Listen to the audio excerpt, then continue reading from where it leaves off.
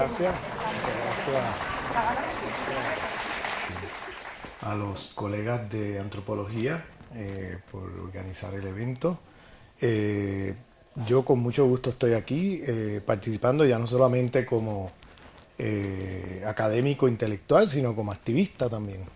Y realmente este es un buen momento, yo diría, hace muchos años que vengo viniendo a España hablando del tema de la colonialidad y siempre hay mucha gente interesada, eh, pero yo creo que en muchos espacios le costaba mucho aquí en España a los españoles en general, con todas sus identidades, eh, eh, el tema de la colonialidad. ¿Por qué la colonialidad? ¿Por qué este tema el tema colonial, ¿no? ¿De qué me estás hablando? Esto no se supone que pasó ya hace cuánto tiempo, ¿no? ¿Por qué me estás hablando de esto? Eh, y yo creo que este es un buen momento para, para que se entienda por qué estamos hablando de esto. Porque hemos estado hablando de esto por mucho tiempo. Desde el punto de vista, ¿verdad?, que es lo que invita a la colonialidad a hacer. La colonialidad invita a descolonizar el conocimiento, a descolonizar el poder, a descolonizar el saber, a descolonizar los modos de vida, etcétera. Pero es una mirada que surge a partir de la experiencia histórico-social de personas y de colectivos y de grupos sociales que están localizados dentro de este sistema global, pero en el lado subalterno, en el lado de aquellos que están insertados en una historia colonial o que han estado en una historia colonial como sujetos racializados, inferiorizados. Y el tema de la colonialidad lo que intenta hacer es mostrar cómo no se puede entender el sistema capitalista mundial o el sistema mundo en todas sus vertientes de relaciones de poder, que incluye no solamente el capitalismo, sino el patriarcado, incluye jerarquías epistemológicas, incluye jerarquías pedagógicas, estéticas, etcétera. Que la vieja idea de que el sistema mundo es un sistema puramente económico es problemático, ¿no? Porque hay muchas otras jerarquías de poder en el sistema mundo que vivimos que usualmente son obviadas.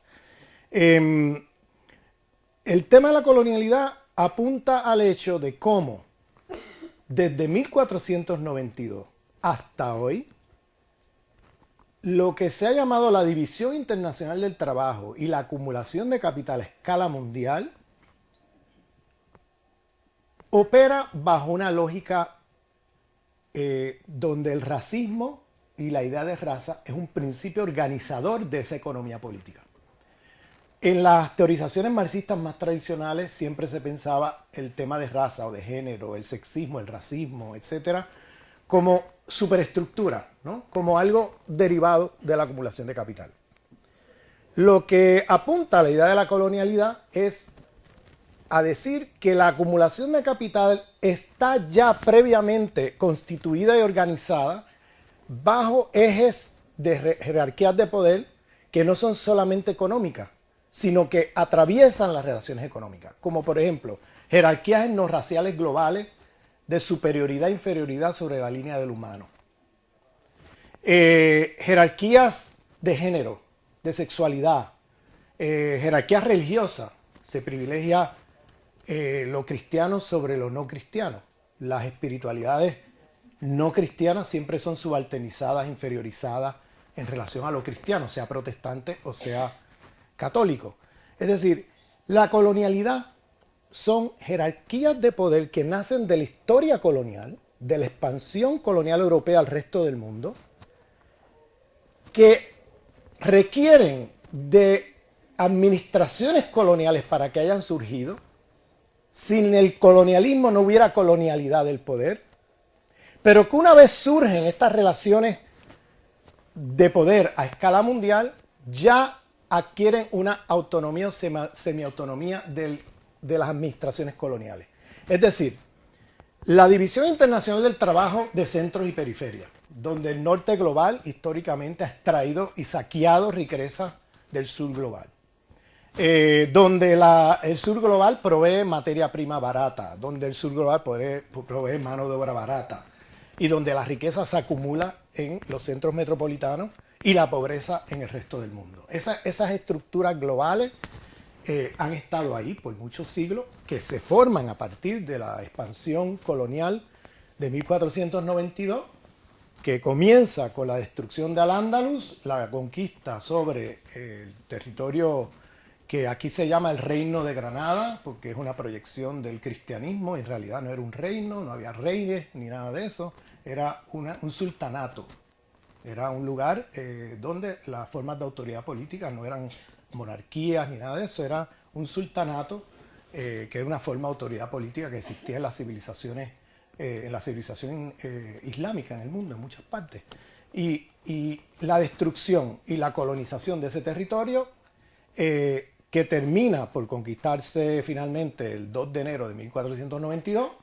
El 11 de enero está Colón en Granada negociando con el rey y la reina de España su ida a las Américas, porque había habido una previa negociación donde los reyes le habían dicho a Colón: nos encanta tu plan de la empresa de las Indias, nos fascina, está muy bien, vamos a hacerlo, pero primero hay que conquistar Al-Ándalus. O sea que eran estas dos cosas, la conquista de Granada y la conquista de las Américas, eran parte de un mismo proceso, no son cosas separadas, estaba planificado de esa manera. Entonces el primer paso era destruir Granada y luego, una vez se destruye lo de Granada y se unifica el territorio bajo la monarquía cristiana, ¿no? En esa época, entonces se pasa al plan de la conquista de las Indias.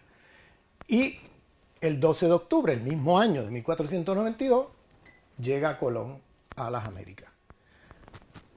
Esta historia es una historia que está entrelazada, y a partir de ese proceso de expansión colonial hacia la conquista de territorios fuera de este lugar del mundo, comienza lo que se conoce como la expansión colonial europea y la formación de un sistema mundial económico capitalista, donde se crea un mercado mundial capitalista y donde se crea un nuevo sistema mundo en ese sentido, que va poco a poco colonizando el resto del mundo.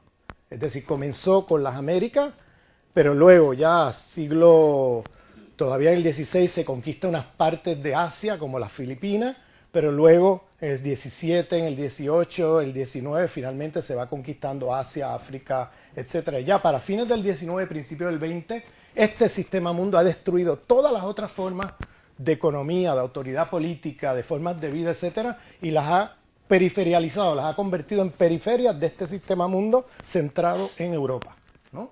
Esa historia, para personas del sur global, tiene un significado muy importante, porque es una historia que da cuenta de las realidades de lo que se vive hoy. Esa historia no está borrada, es una historia que todavía sigue ahí muy viva y presente, porque, como dije antes, esas jerarquías de poder que se crean a partir de la expansión colonial europea, como la división internacional del trabajo, la acumulación de capital a escala global, esa división internacional del trabajo de centros y periferias, el patriarcado cristiano, que es el que se globaliza, coloniza gran parte del mundo, la universidad occidentalizada, que se convierte en un aparato también global de producción de conocimiento, de visión centrada en la visión eurocéntrica del mundo, y se convierte en un aparato también de colonización. Todas esas jerarquías de poder e instituciones que nacen al calor de esa historia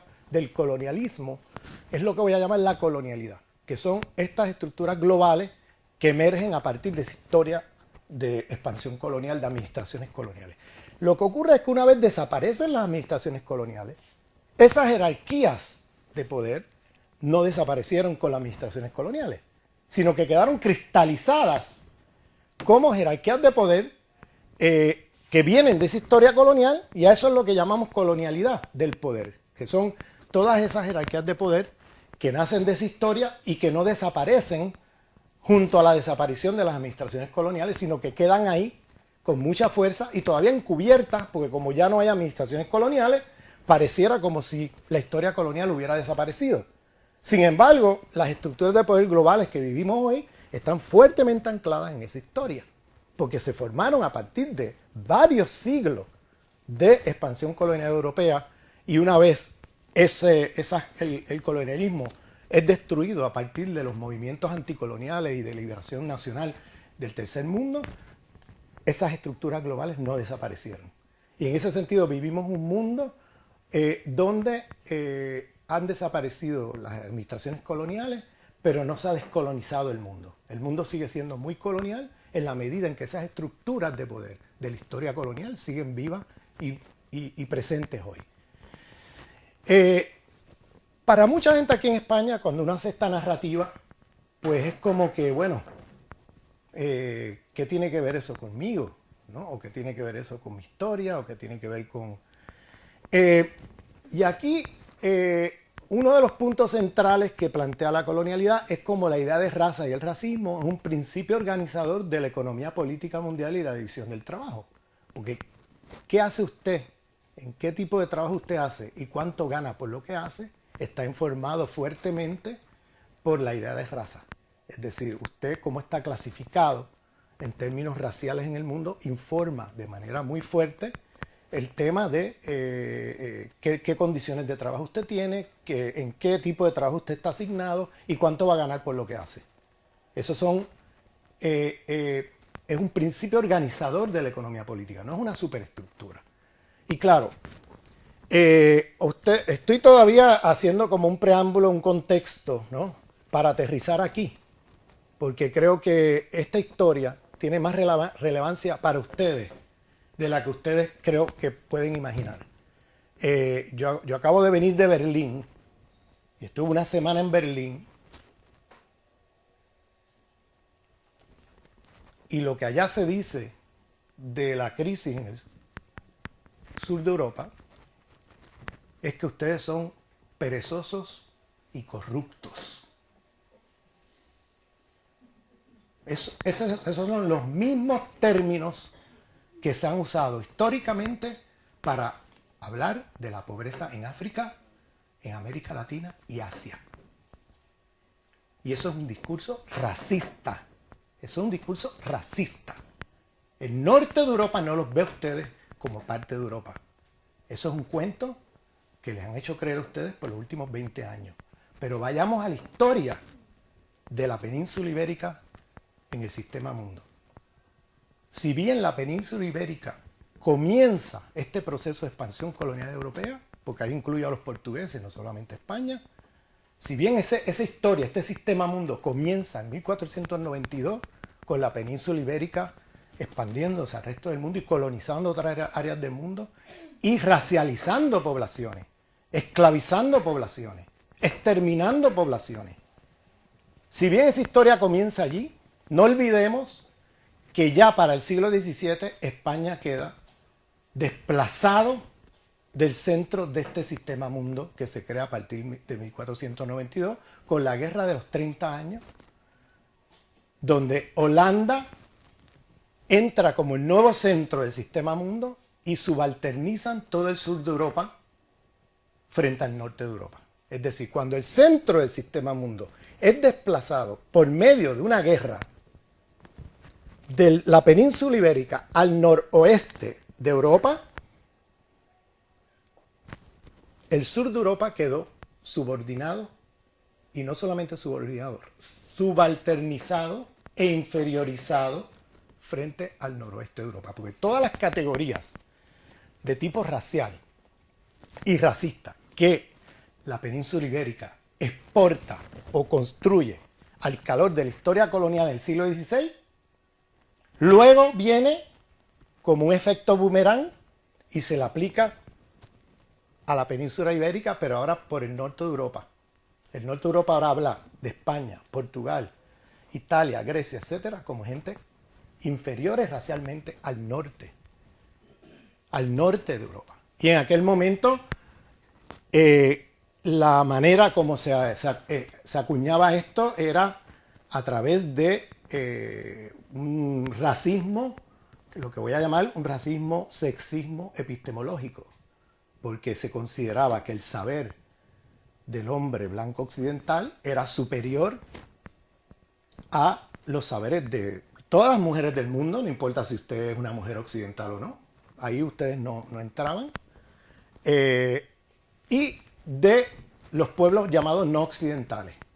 Y en esos pueblos no occidentales, ahí entra España, ahí entra Portugal, ahí entra todo el sur de Europa, a partir del siglo XVII con el Tratado de Westfalia y con el desplazamiento de la península ibérica como centro de ese sistema mundo y la entrada del noroeste de Europa como el nuevo centro. Con Holanda primero, luego Gran Bretaña, luego etcétera. Al día de hoy los Estados Unidos, que es una extensión de esa historia, los Estados Unidos, Euroamérica, euroestadounidense, que hace el mismo proyecto colonial hacia allá y luego crean su propio imperio siguiendo las pautas de los imperios europeos, ¿no? Imitando ese modelo.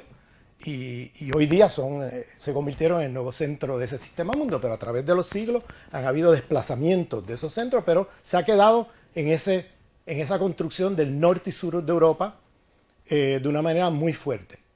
Imagínense ustedes que ya en el siglo XVI ocurren dos cosas que son muy importantes para entender la epistemología de la universidad occidentalizada. Ocurre en la expansión hacia las Américas un genocidio, pero un epistemicidio. Es decir, la destrucción de los conocimientos y los saberes de los indígenas de las Américas. ¿Qué hicieron? El mismo modelo de la conquista del Al-Ándalus. Quemaron los códices y la escritura de los indígenas de las Américas. Destruyeron todo eso. Igual que acá la Biblioteca de Córdoba, la Biblioteca de Granada, fueron, o sea, no olvidemos que la biblioteca más grande en Europa era la de Córdoba, la de Granada, la de Al-Ándalus. En esa época, esas bibliotecas tenían 500.000 de libros. La biblioteca más grande fuera de Al-Ándalus, en la parte cristiana de Europa en esa época, no llegaba a 1000 libros. Tomen en cuenta esto. Al-Ándalus tenía las bibliotecas más grandes de esta zona del mundo. Bueno, en la conquista le quemaron todos los libros. Y ese epistemicidio es una destrucción de la memoria, es una destrucción de conocimiento, es una destrucción del saber para imponer otro saber que se va a considerar superior a los otros. Y es lo mismo, ese modelo se lo llevan a las Américas y lo repiten allá. Y queman todos los libros, etcétera, el equivalente de los libros, porque ellos usaban códices, usaban otras formas de informática, ¿no? Hoy podemos decir informática. Pero la cuestión es que era el mismo modelo. De hecho, Cortés, por ejemplo, muchos de estos conquistadores habían sido fogueados en las luchas aquí de la conquista del Andaluz y de las guerras contra los moros aquí, ¿no? Y ellos van con los mismos métodos para allá. A donde voy a lo siguiente, si bien hay ese genocidio que constituye ya un racismo epistemológico, porque entonces se considera superior todo lo que conocimiento que venga de Europa y todo lo demás se inferioriza, ocurre otra cosa, y es que en el siglo XVI se queman vivas a millones de mujeres en esta parte del mundo. Esas mujeres en Europa eran transmisoras de un saber indígena indoeuropeo. Conocimientos de medicina, conocimientos de astronomía, un conocimiento muy vasto y profundo que era transmitido oralmente por las mujeres en esta zona del mundo. ¿Y qué ocurre? En el siglo XVI las queman vivas acusadas de brujas. De manera que se da otro epistemicidio ahí con un genocidio, que es la destrucción del saber de las mujeres al interior de Europa, que es un saber indígena de Europa, y queda destruido en el siglo XVI. Es a partir de la destrucción del conocimiento de esos otros allá y de esos otros acá que se gesta el racismo, sexismo epistemológico, que luego va a ser la base y el sustento de la universidad occidentalizada, donde se va a privilegiar el conocimiento de los hombres de 5 países, de Italia, de Francia, de Alemania, Inglaterra y los Estados Unidos.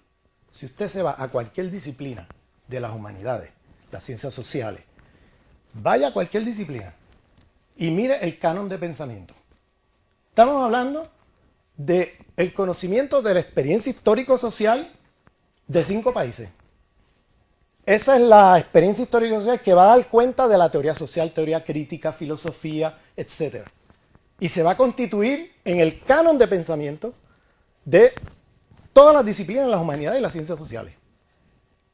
Con excepciones, porque siempre hay profesores como los que tenemos aquí que hacen un esfuerzo y traen otra literatura, traen otros, pero esos son excepciones a la regla porque ese no es el canon hegemónico en la disciplina. Usted se supone que cuando usted pasa por una disciplina, usted tiene que conocer a todos estos autores. Cuando usted mira con detenimiento quiénes son estos autores, son hombres, no mujeres, de estos 5 países que les nombré. Entonces, ahí hay un racismo, sexismo epistemológico. La pretensión de que la experiencia histórico-social de estos 5 países va a dar cuenta de la teoría social científica, crítica, que va a ser aplicada para entender la experiencia histórico-social de todo el mundo, es que más provincial que eso no lo puedes tener, porque estamos hablando del 12% de la población del mundo, de esos 5 países. Peor, el 6%, porque son hombres. Las mujeres no entran allí. Entonces, estamos hablando de que el canon de pensamiento que se privilegia en la universidad occidentalizada, y digo occidentalizada, no dije occidental, porque si bien era occidental en el siglo XVI, hoy día es la occidentalizada, porque es un aparato de poder del sistema mundo que si usted va a un curso de antropología, sociología, ciencias políticas, historia, lo que sea, en la universidad occidentalizada, en Dakar, en Buenos Aires, Río de Janeiro, París, Madrid, donde quiera que vaya, ese aparato de poder, usted va a leer los mismos hombres de estos 5 países. Entonces, en ese sentido, me parece que aquí hay, en este tipo de estructura, un gran provincialismo, ¿no?, disfrazado de universalismo. Porque este conocimiento se hace a costa de la destrucción y el epistemicidio del conocimiento de la mayoría de la humanidad, que no está allí representada ni incluida como parte del canon de pensamiento. Y aquí yo no estoy hablando de un multiculturalismo epistemológico, no estoy hablando de eso. No es que tienen que estar allí para que quede representado, es que los conocimientos, los científicos sociales, para darle un ejemplo, de pensadores y pensadoras críticas del sur global, están hablando de la experiencia del 80% de la humanidad. Es decir, es relevante para entender el mundo que vivimos. No es que tienen que estar allí para un multiculturalismo epistemológico. Eso es una visión muy problemática, a mi entender. Es porque tienen algo que decir que es relevante para entender el mundo que vivimos. No es porque hay que tener un representante allí con una cara india, ¿no? Es que esos pensadores indígenas, afro, asiáticos, africanos, etcétera, tienen algo que decir y que aportar al conocimiento científico social que estos otros autores no pueden aportar por una sencilla razón, porque es que no están teorizando sobre una experiencia histórico-social que es muy particular y que es representativa quizá de un 12%, 15% de la humanidad. No es lo que vive la mayoría de la gente en el mundo. Y fíjense que son 5 países dentro de lo que se llama Occidente. Ahí se excluye un montón de otros espacios y de pensadores y pensadoras críticos de otros lugares. ¿Dónde está el sur de Europa ahí? Fuera de Italia, ¿no? ¿Dónde está el pensamiento crítico, ¿no?, de otras tradiciones dentro de la misma Europa? Están fuera del canon, no forman parte del canon. Y parte del colonialismo del saber es que uno se supone que imite estos autores, agarre estas teorías que tienen capacidad de universalidad. Nadie más tiene capacidad de universalidad, ellos solamente, ¿no? Que es una cosa totalmente problemática. Pero ese aparato que llamo la Universidad Occidentalizada es fundamental para el funcionamiento de la economía política del sistema mundo, porque ahí se va a generar una especie de fundamentalismo eurocéntrico que va a ser fundamental para generar las élites occidentalizadas del tercer mundo y las élites occidentalizadas del sur de Europa y las élites occidentalizadas del norte de Europa, de los Estados Unidos, que van a seguir las pautas de pensamiento que vienen de estos lugares hegemónicos. Y esto tiene unas consecuencias enormes, porque, para darles un ejemplo nada más que el tema de la economía, los saberes hegemónicos en esa disciplina, que son producidos en Chicago, en Frankfurt, en Londres y París, que vienen empaquetados con la onda neoliberal, pues ese es el saber hegemónico, que eso es lo que todo el mundo tiene que aplicar en el mundo. Y eso es lo que luego se aprende por las élites occidentalizadas en el tercer mundo o en otras partes incluso del sur de Europa, donde se asume que, bueno, este es el saber hegemónico, este es el saber que se supone que dé cuenta de la realidad científico-social, y lo que hay que hacer es aplicarlo aquí. Pero esos saberes vienen empaquetados ya con unos intereses, con unas formas particulares de producir conocimiento, con una serie de intereses políticos, económicos, geopolíticos, etc. Entonces, esa parte se pierde de vista, ¿no?, en la universidad occidentalizada, porque asumimos y damos por sentado que, bueno, aquí se produce la ciencia y la ciencia se asume como algo neutral y superior a cualquier otro conocimiento, y no nos preguntamos desde qué localización corpopolítica y desde qué localización geopolítica se está produciendo conocimiento. Eso queda totalmente encubierto en la discusión, porque se asume que lo normal, se asume como normalidad este tipo de lo que yo llamo fundamentalismo eurocéntrico, donde se privilegia el pensamiento de los hombres pensadores críticos, científicos de estos 5 países que he nombrado. Y el problema es que la experiencia histórico-social del mundo no se agota allí. Y el problema es que el pensamiento crítico no se agota allí. Hay un pensamiento crítico muy, muy poderoso, por ejemplo, de los pensadores y pensadoras aymaras en América Latina, ¿no?, que es un grupo indígena de la zona andina, y tiene una tradición de pensamiento muy rica. Hay tradiciones de pensamiento crítico en el mundo yoruba, en África. Hay tradiciones de pensamiento crítico en el budismo político. O sea, hay una diversidad de pensadores y pensadoras críticas en el mundo que no entran en la conversación, quedan totalmente invisibilizados, inferiorizados en el espacio de la universidad occidentalizada. Entonces, a donde voy a lo siguiente, el tema de la crisis, que me parece que es fundamental para lo que estamos aquí discutiendo. El tema de la crisis, estamos hablando de crisis, o sea, de una multiplicidad de crisis. O sea, hay crisis financiera que nos está afectando a todos, pero hay también una crisis en términos de epistemológica, en el pensamiento mismo occidentalocéntrico, eurocéntrico. Hay una crisis en ecológica, porque como dicen los indígenas de las Américas y los aborígenes en Asia, este sistema que vivimos no es solamente un sistema económico, es una civilización con todo un paquete de relaciones de poder a nivel de género, de sexualidad, de epistemología, que es lo que estamos hablando ahora, formas pedagógicas, formas de existir, de vida, formas ecológicas, etcétera, que ellos le llaman civilización de muerte. Es una palabra que desde Occidente nos choca que nos digan algo así. Y ellos, ¿qué nos están diciendo? Nos están diciendo, esta civilización es de muerte, porque no solamente ha matado más seres humanos en la historia de la humanidad, sino que además está matando de una manera acelerada otros seres vivientes que no tienen nada que ver con los humanos. Al punto que no sabemos si de aquí a 100 años estaremos vivos aquí. Es decir, la crisis ecológica es brutal.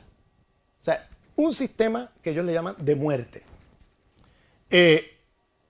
Y lo que ellos están llamando la atención es cómo ese saqueo que comienza en 1492 no ha terminado para la mayor parte de los pueblos del mundo. Volviendo a la península ibérica, en el siglo XVIII, ya cuando la península ibérica está subalternizada, inferiorizada racialmente, y esto es una historia mal contada, porque el sur de Europa era visto por el norte de Europa como un lugar inferior racialmente. Pero ¿qué pasa? Como aquí construyeron su propio imperio colonial, se vivía la ilusión, de alguna manera, de que éramos los superiores frente a aquellos africanos y latinoamericanos, indígenas y todo eso. Y se vivía esta ilusión. Digo ilusión porque en el fondo el imperio español, en términos incluso de la división del trabajo y económico, estaba subordinado a los imperios del norte. Aún teniendo su propio imperio, tenía una deuda con los británicos, lo mismo los portugueses. O sea, tenían deuda con los alemanes, con aquellos. O sea, la misma riqueza que pasaba para acá de las colonias terminaba en los bancos del norte. De manera que se creaba esta ilusión de que estamos por encima de aquellos allá, sin darse cuenta que estás por debajo de los de acá. Y no se pensaba la identidad española o portuguesa como sujetos también inferiorizados racialmente frente al norte y a los nuevos centros del sistema mundo a partir del siglo XVII. Eso no se pensaba. Porque se supone que España era un gran centro imperial. Luego España poco a poco fue perdiendo sus colonias y ya para principios del 20 ya no le quedaba casi nada, ¿no? Y fue desplazado, poco a poco, desplazado cada vez más de ese protagonismo. Pero allá en el norte de Europa nunca se vio ni a España ni a Portugal como un igual. Siempre se les vio como un inferior. Le pongo el ejemplo de Immanuel Kant, el famoso filósofo. Usted se lee a Immanuel Kant y usted mira toda la teoría de Immanuel Kant del sujeto trascendental y uno lo lee y uno dice, mira, está hablando de mí. No, no está hablando de nadie aquí. Ninguno de nosotros está en el sujeto trascendental de Kant. Porque él lo dice muy claramente en sus escritos antropológicos. Él dice, el sujeto trascendental, la razón está al norte de los Pirineos.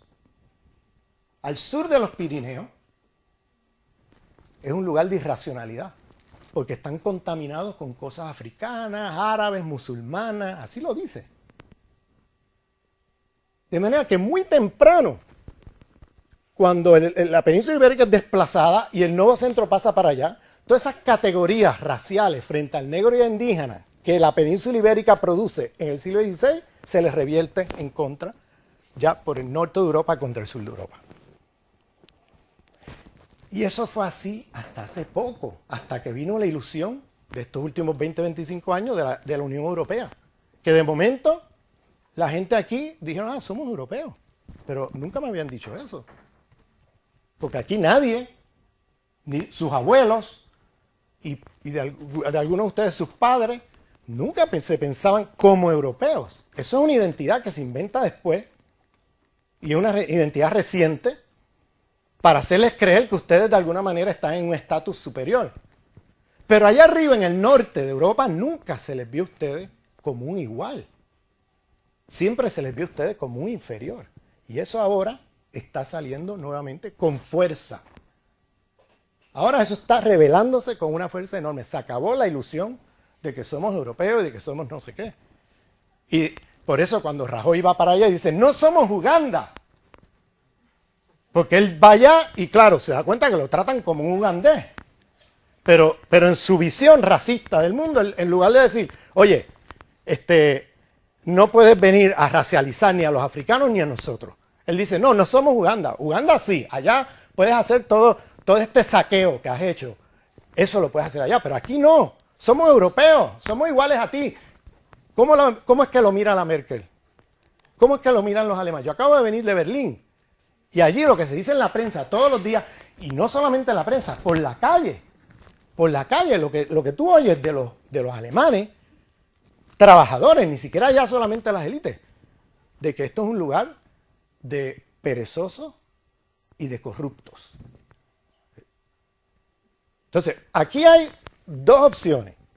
O usted reconoce de una vez y por todas que están en el sur de Europa y se solidarizan con el sur global y asumen su situación como sujetos inferiorizados racialmente frente al norte global y acaban de romper con esta idea de que de alguna manera ustedes son superiores a África, a los latinoamericanos, a no sé qué, y ese racismo termina de una vez y por todas, o siguen yendo allá a tocar la puerta y decir, oye, yo no soy de Uganda.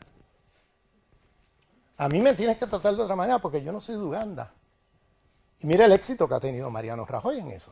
Ninguno. Le siguen diciendo, oye, que la semana que viene el banco te va a dar el dinero. No, en 2 semanas. No, es que va a haber una reunión en tal mes y allí es que se va a hacer la... ¿Ustedes han visto esto en los últimos meses? En la prensa, ¿no? Que va a llegar, va a llegar. No, no va a llegar. No va a llegar. ¿Saben por qué no va a llegar? Porque el imperio alemán, el capital financiero alemán, holandés, el capital financiero británico del norte de Europa, ya han decidido, por si no se han enterado, que estos países del sur tienen que salir del euro. ¿Por qué tienen que salir del euro? Esto es muy sencillo la respuesta. ¿Por qué tienen que salir del euro? Porque para que ustedes vuelvan aquí a la peseta, los griegos al dracma, los otros a los escudos, a los escudos, a las liras, etcétera. ¿Para qué? Para que luego ese capital financiero pueda entrar aquí, comprarse todo, poner esto como un lugar tipo Caribe, de hoteles, turismo, cuánta cosa, para meter maquiladoras aquí. Maquiladoras para que la gente, pagarle a la gente 200 euros al mes. Como un espacio para ese capital financiero del norte, tener un lugar de inversiones y de extracción de ganancia extraordinario, que bajo el euro no lo pueden hacer. Y ellos ahora mismo no pueden decirle a ustedes, váyanse, los votamos. Lo que hacen es muy sencillo. Nunca llega ese dinero que supuestamente va a llegar a salvar a España. Nunca llega. Nunca llega a Grecia, nunca. Esta semana ya dijeron a los griegos, esta es la última oportunidad, ya la próxima van a tener que salirse del euro.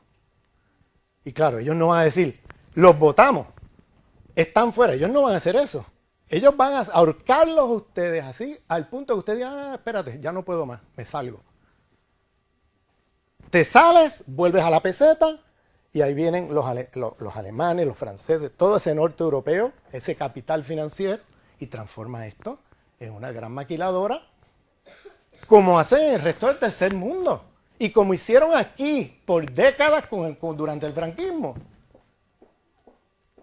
que era un espacio de mano de obra barata.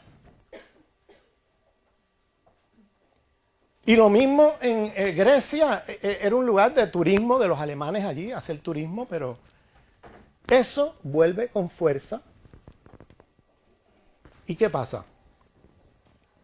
No hay una crisis financiera, lo que hay es un saqueo del capital financiero, que yo no creo que yo les tenga que explicar a ustedes eso. Eso está claro, ustedes ya lo han vivido y lo han visto.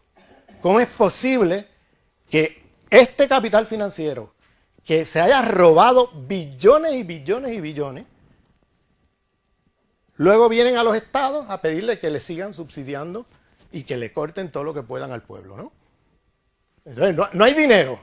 ¿Cómo que no hay dinero? Hay dinero, lo que pasa es que no está en tu bolsillo. O sea, está en el bolsillo de este capital, de estos inversionistas y del gran capital financiero internacional, cuyos centros hegemónicos están en el norte de Europa, en los Estados Unidos, etcétera, ¿no? Y entonces viene el tema de los recortes presupuestarios. Porque, ¿qué pasa? Ese capital financiero, y ahora aterrizamos aquí en la universidad, ha identificado, o sea, aparte de las críticas que ya mencioné a la universidad occidentalizada, que yo creo que hay que hacer un trabajo de descolonizar este espacio en que estamos, porque seguir en esa epistemología lo que hace es entramparnos cada vez más, ¿no?, en las redes de dominación de ese norte global sobre el sur global, y ustedes son parte del sur global, y ahora lo están viendo con claridad, porque lo han sido así desde hace siglos, hasta mediados de los 80, que entran en la Unión Europea y les hacen creer que no, que ya ustedes están en el norte global. En realidad, para ese capital financiero y para ese norte de Europa, ustedes siempre estuvieron abajo. Y ustedes nunca fueron vistos como otro europeo de igual a igual. Las anécdotas están ahí, empiezan y terminan de montores españoles que van allá y se sorprenden porque la manera como son tratados, o mejor diría, maltratados, y migrantes españoles que vivieron por mucho tiempo como mano de obra barata en Alemania, en otras partes de Europa, en el norte, en Francia, etcétera, y vivieron lo que viven hoy día los migrantes africanos, que viven un montón de otros migrantes aquí. Y lo vivieron en carne propia. Para esa gente era muy claro que para los alemanes nosotros no somos parte de Europa. Por eso, para esa gente que vivió esa otra generación, que vivió esa historia, le era muy difícil la idea de que ahora somos europeos. ¿Y tú te crees que allí aquellos alemanes con los que yo viví por 30 años, que nos ven a nosotros como europeos, esa idea nunca les terminó de encajar? Pero las nuevas generaciones sí. A las nuevas generaciones sí les llegó este tipo de ilusión o de identificación, ¿no?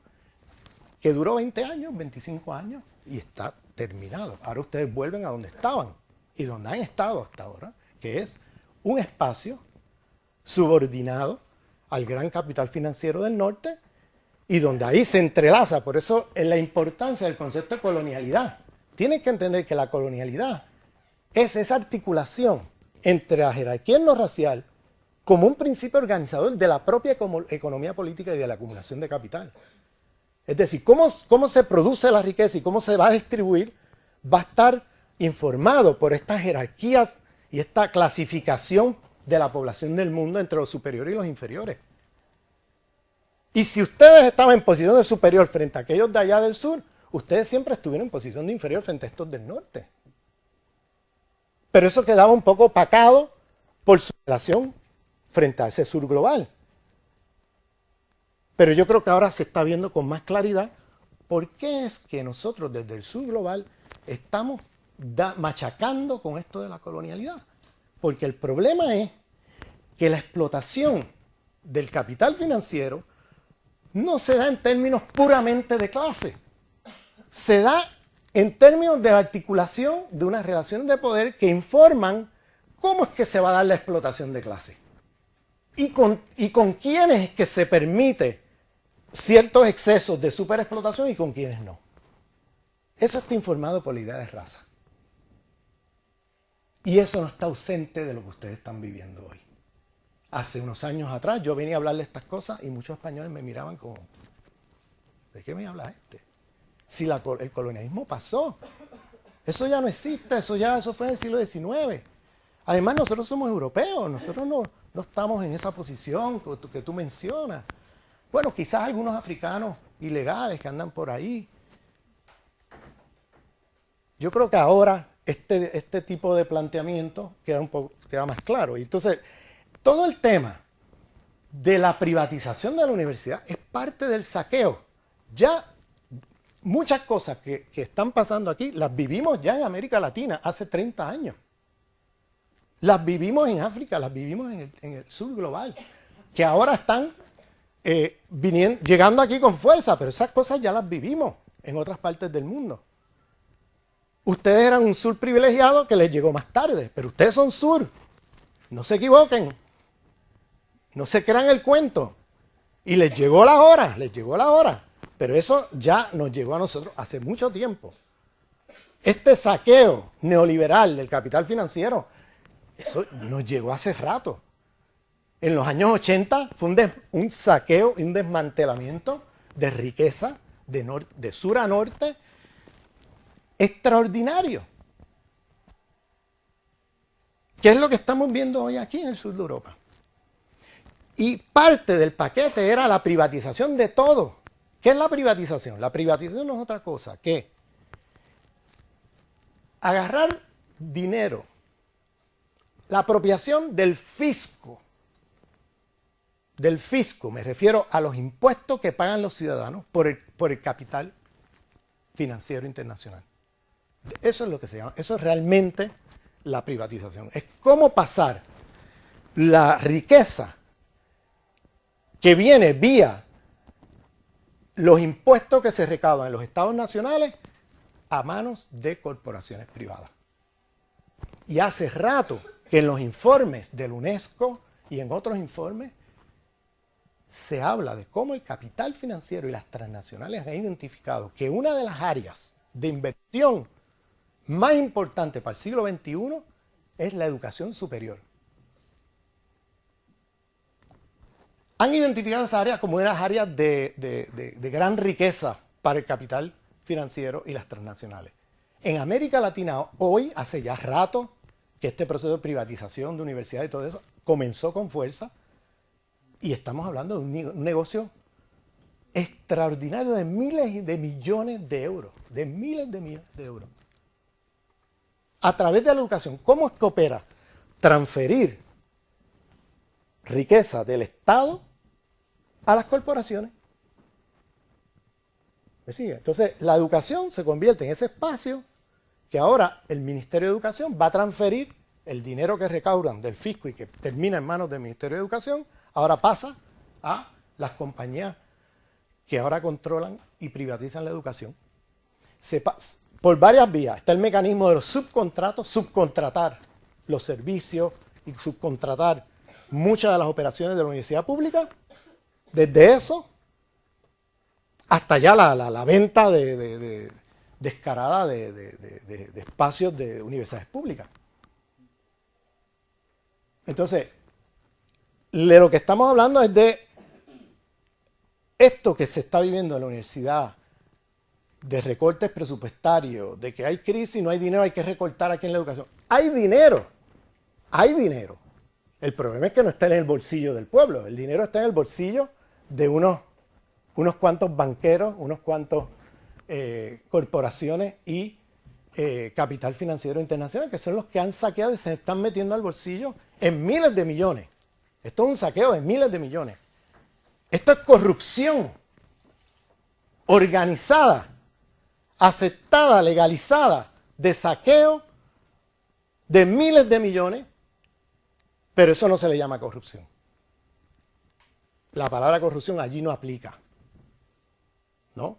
Y si España está como está, pues es que los españoles son perezosos y corruptos, ¿no? Como si no hubiera una corrupción organizada a escala planetaria por parte de ese capital financiero internacional, como si eso no existiera. ¿De qué me estás hablando? Entonces se utiliza el argumento racista, ¿no?, para asignar entonces un nuevo rol al sur de Europa. A ustedes les toca hacer estos roles. Volvamos otra vez a donde estaban ustedes. Mano de obra barata para el capital, las transnacionales del norte global y al capital financiero internacional. Y la universidad y los servicios públicos que se jodan. O sea, eso que pase a manos privadas, eso que se privatice todo lo que pueda, y donde no se pueda, pues que se recorte y se elimine y ya. Todo en nombre de falta de crisis, ¿no? De que hay una crisis presupuestaria y no hay nada que hacer, ¿no? Como si fuera una cosa así neutral, ¿no? Técnica neutral, que ese es el lenguaje que se usa en el lenguaje neoliberal. Te hablan de una cosa muy técnica, como pareciera una cosa neutral, como si ahí no se estuvieran haciendo decisiones, ¿no? Como si ahí no hubiera política.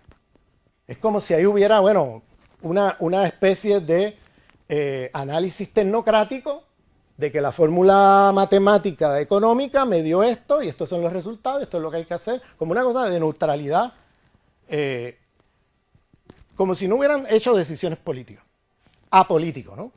Y te lo venden así, cuando las decisiones políticas están clarísimas, ¿no? Aquí se está decidiendo saquear a los pueblos del mundo, y digo los pueblos del mundo porque esto empezó hace rato, lleva 500 años en el sur global, ¿no? Y aquí, ustedes eran parte de eso hasta hace poco, pero luego han vuelto a donde estaban, o sea, esto fue una ilusión de 25 años y se acabó.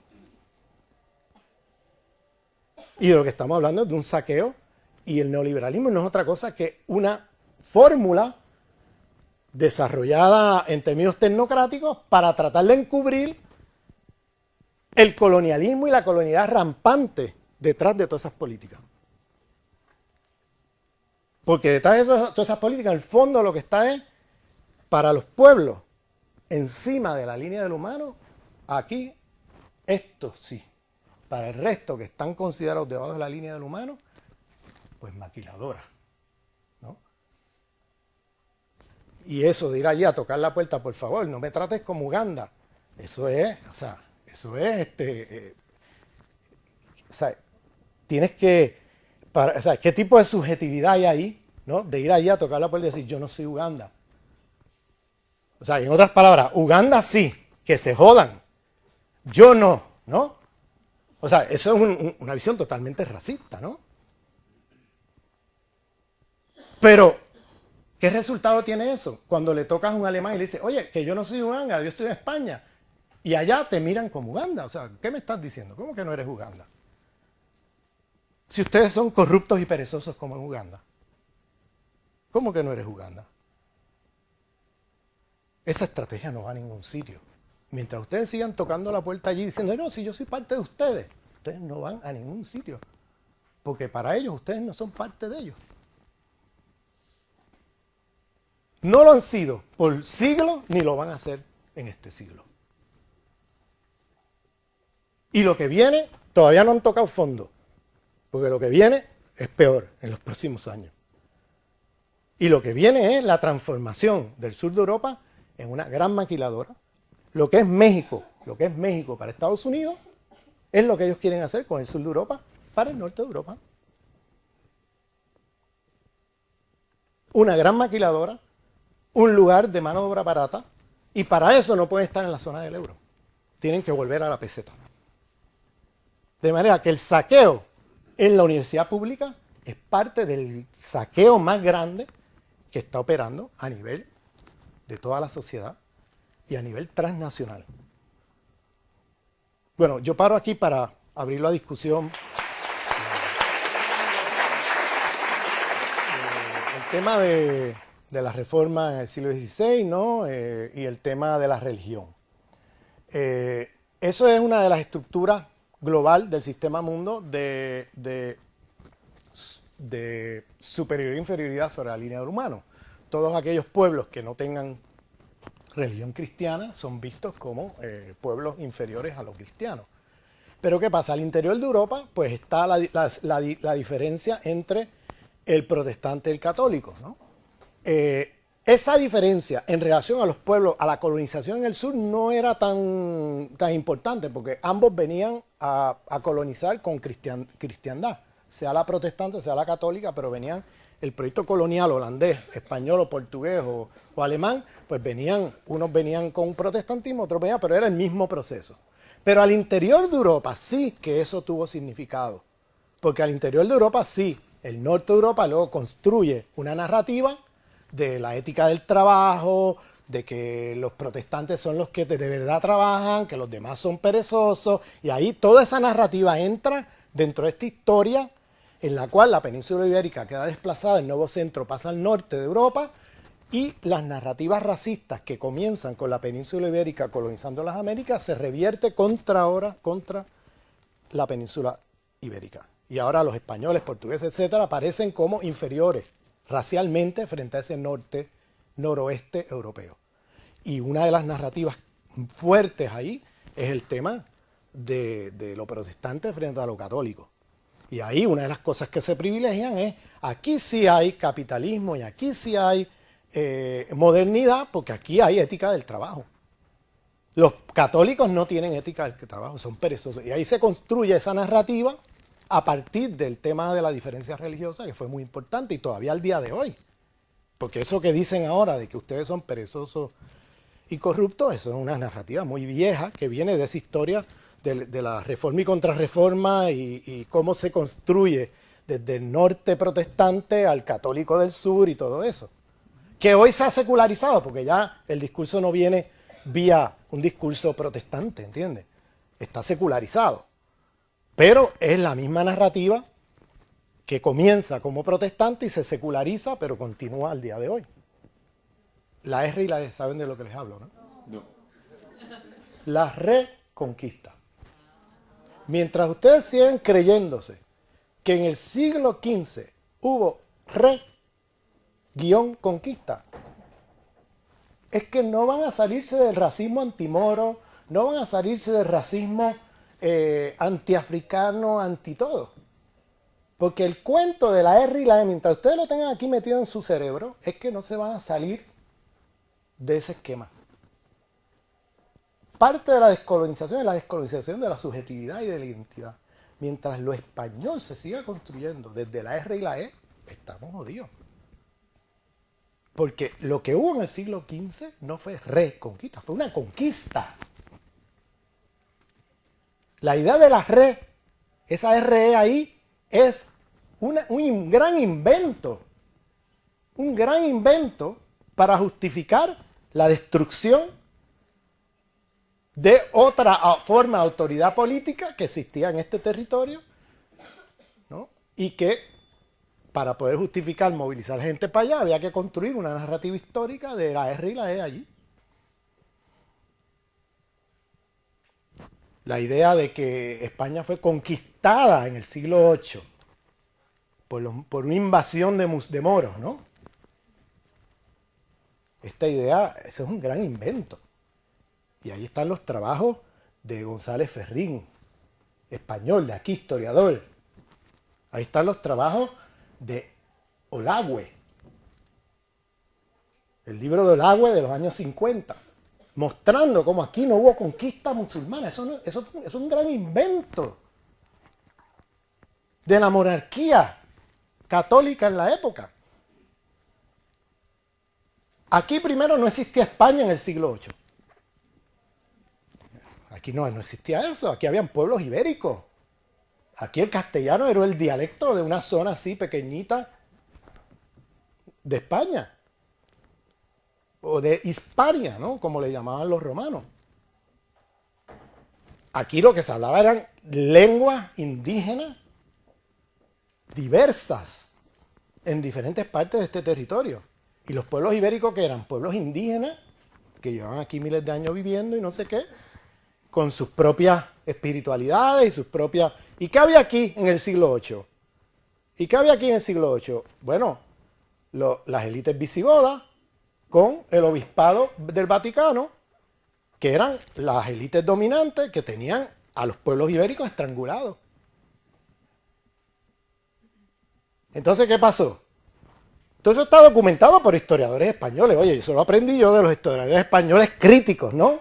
Pero como ellos no forman parte del canon de los hombres de estos 5 países, tú no los lees en ninguna disciplina de la Universidad Española, porque esta es la universidad occidentalizada. Tú no lees a esa gente, no los conoces. Probablemente yo digo a ustedes Olagüe, y para ustedes como ¿de quién me está hablando este?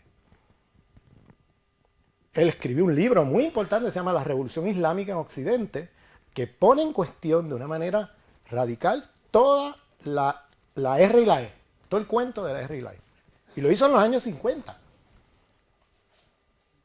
Y hay una escuela de historiadores españoles que han seguido esta línea y han desarrollado más y han encontrado cosas más todavía de lo que él alcanzó a decir en los años 50. ¿Y qué pasó? Llega 3.000 musulmanes aquí, que cruzan el estrecho de Gibraltar, llegan aquí. ¿Y qué pasó? En menos de 60 días destruyen todo el poder de los visigodos y el Vaticano aquí. En todo el territorio. En aquel tiempo no habían aviones. En aquel tiempo no habían motores ni nada de eso. ¿Cómo es posible que en menos de 60 días 3.000 musulmanes hayan conquistado todo un territorio? Eso no te lo puedes explicar si no entiendes que aquí lo que hubo fue una lucha de liberación de los pueblos ibéricos junto con los musulmanes y una conversión en masa. No por la fuerza, sino que la gente se convierte en masa al Islam porque lo ven cónsono con las cosmogonías que se practicaban aquí antes. Había lo que se llamaba un cristianismo primitivo que no tenía el dualismo del Vaticano, de la cristiandad.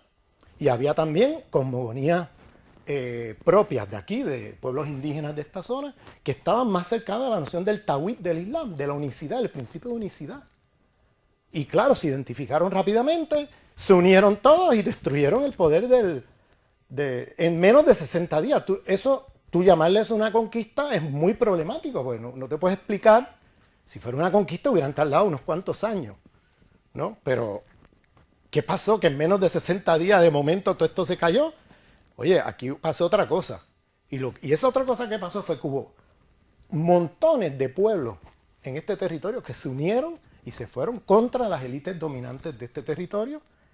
Y ahí estaban, no solamente que hubo gente que se convirtió al Islam y se lanzaron, es que hubo judíos perseguidos y hubo incluso cristianos de ese cristianismo de los primeros 4 siglos de la era cristiana, que practicaban un cristianismo que no era el del Vaticano, no era el de la cristiandad, era un cristianismo más popular, más de visión holística del mundo, etcétera, que eran reprimidos y perseguidos aquí, y todos se unieron, todos.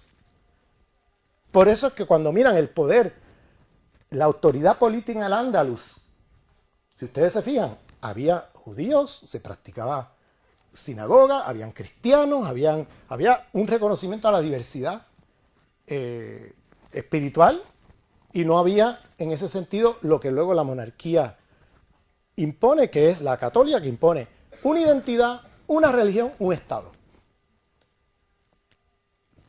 Esa historia hay que volverla, hay que volver a las raíces del cuento histórico que se ha hecho aquí y deconstruir o descolonizar la R y la E y empezar a mirar esa historia de otra manera y entender qué fue lo que pasó en el siglo XVI aquí, que fue una conquista, fue un genocidio, fue un epistemicidio contra toda una población aquí, y que esos métodos y prácticas coloniales que se hicieron aquí con el sur de este territorio, que en aquel tiempo era Al-Ándalus, luego eso se pasó con los mismos métodos hacia las Américas y se usaron como los métodos de colonización del resto del mundo. De manera que eso fue una conquista. Y eso fue un proceso que fue planificado así, primero esto y después aquello. Eso está así discutido entre Colón y los reyes desde su primera reunión.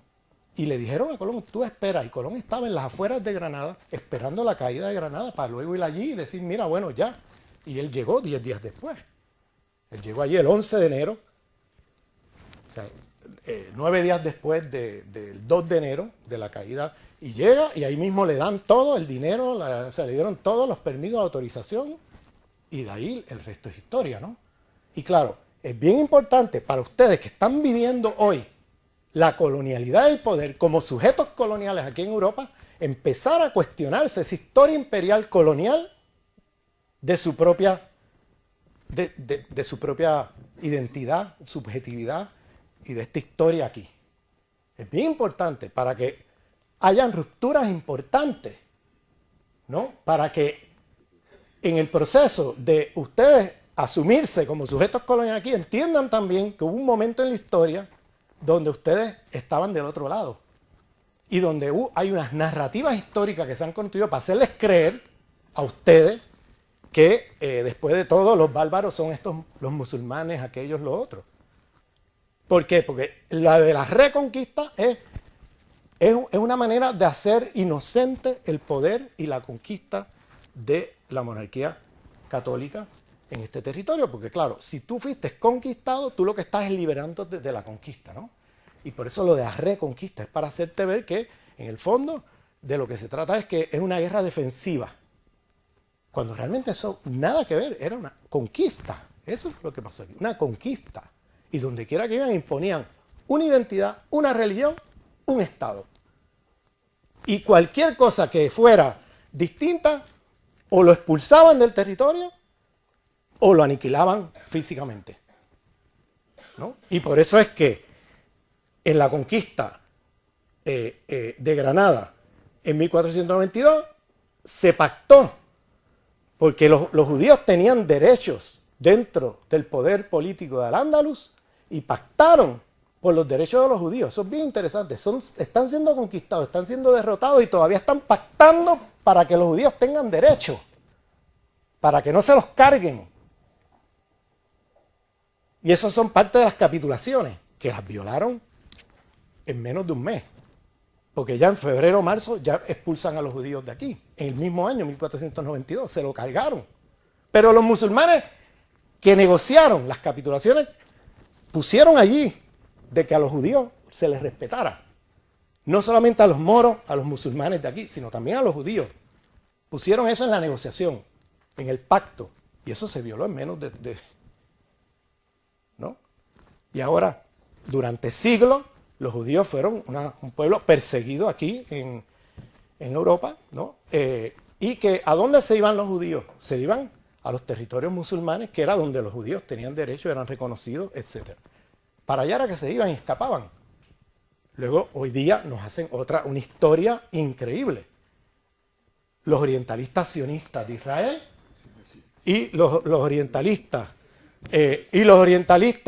sionistas europeos y norteamericanos, que ahora nos hacen la historia que supuestamente los musulmanes y los judíos estaban peleando por miles de años y que el problema palestino es un problema. El antisemitismo genético de los pueblos árabes. De los pueblos árabes. Nos hacen unos cuentos que no te los crees.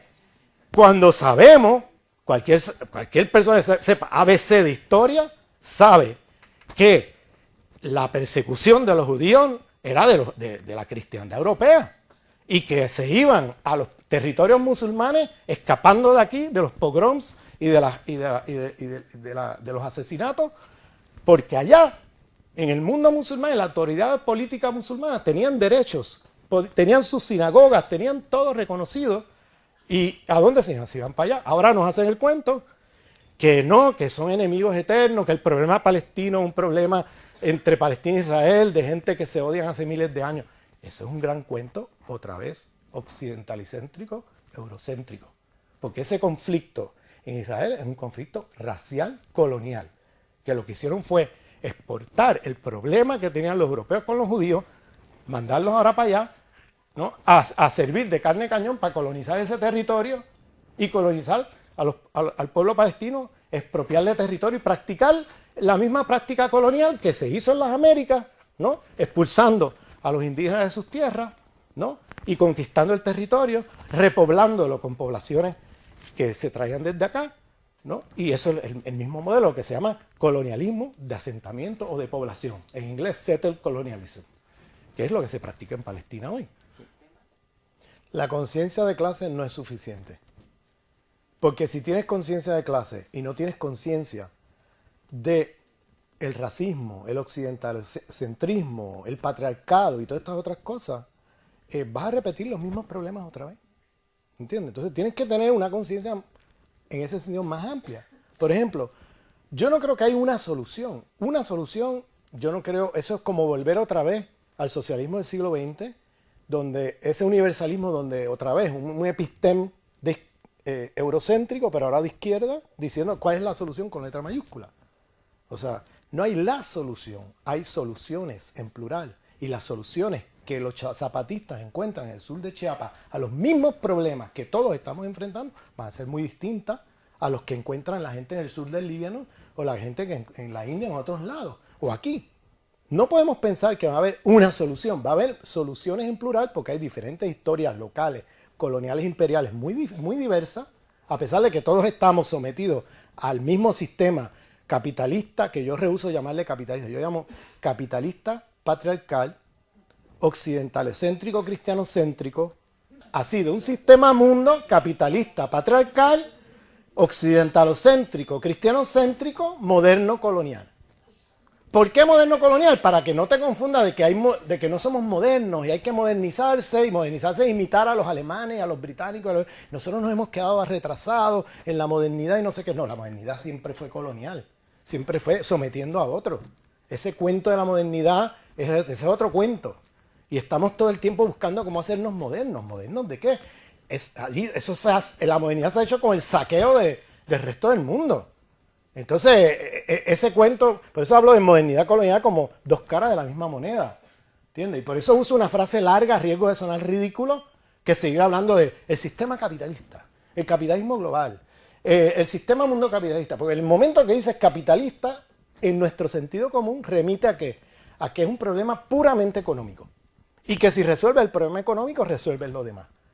Y lo que pasó en el socialismo del siglo XX fue precisamente eso, la falacia de creer que vivimos un sistema económico y que como todo se remite a eso, todo lo demás se va a resolver si resolvemos eso. ¿Y qué pasó? No solamente no se resolvió lo otro, sino que eso mismo que pretendieron resolver nunca se resolvió. Terminaron en capitalismo de Estado, con los obreros levantándose contra esos estados, ¿no? ¿Por qué? Porque si te organizas contra el capital de manera racista, de manera sexista, de manera cristianocéntrica, de manera eurocéntrica, de manera... vas a terminar repitiendo todo otra vez. Y creando otro monstruo de 7 cabezas, ¿no? Otro imperio colonial que se llamaba la Unión Soviética, ¿no? Entonces, a lo que voy a lo siguiente, ¿cómo, en este sentido, la cuestión de cómo nombrar, incluso el cómo nombrar este sistema no es meramente un sistema económico, por eso yo prefiero llamarle una civilización, como hacen los pueblos aborígenes e indígenas del mundo, que le llaman esto es una civilización, porque visto desde su experiencia, ellos ven algo que nosotros no vemos desde acá.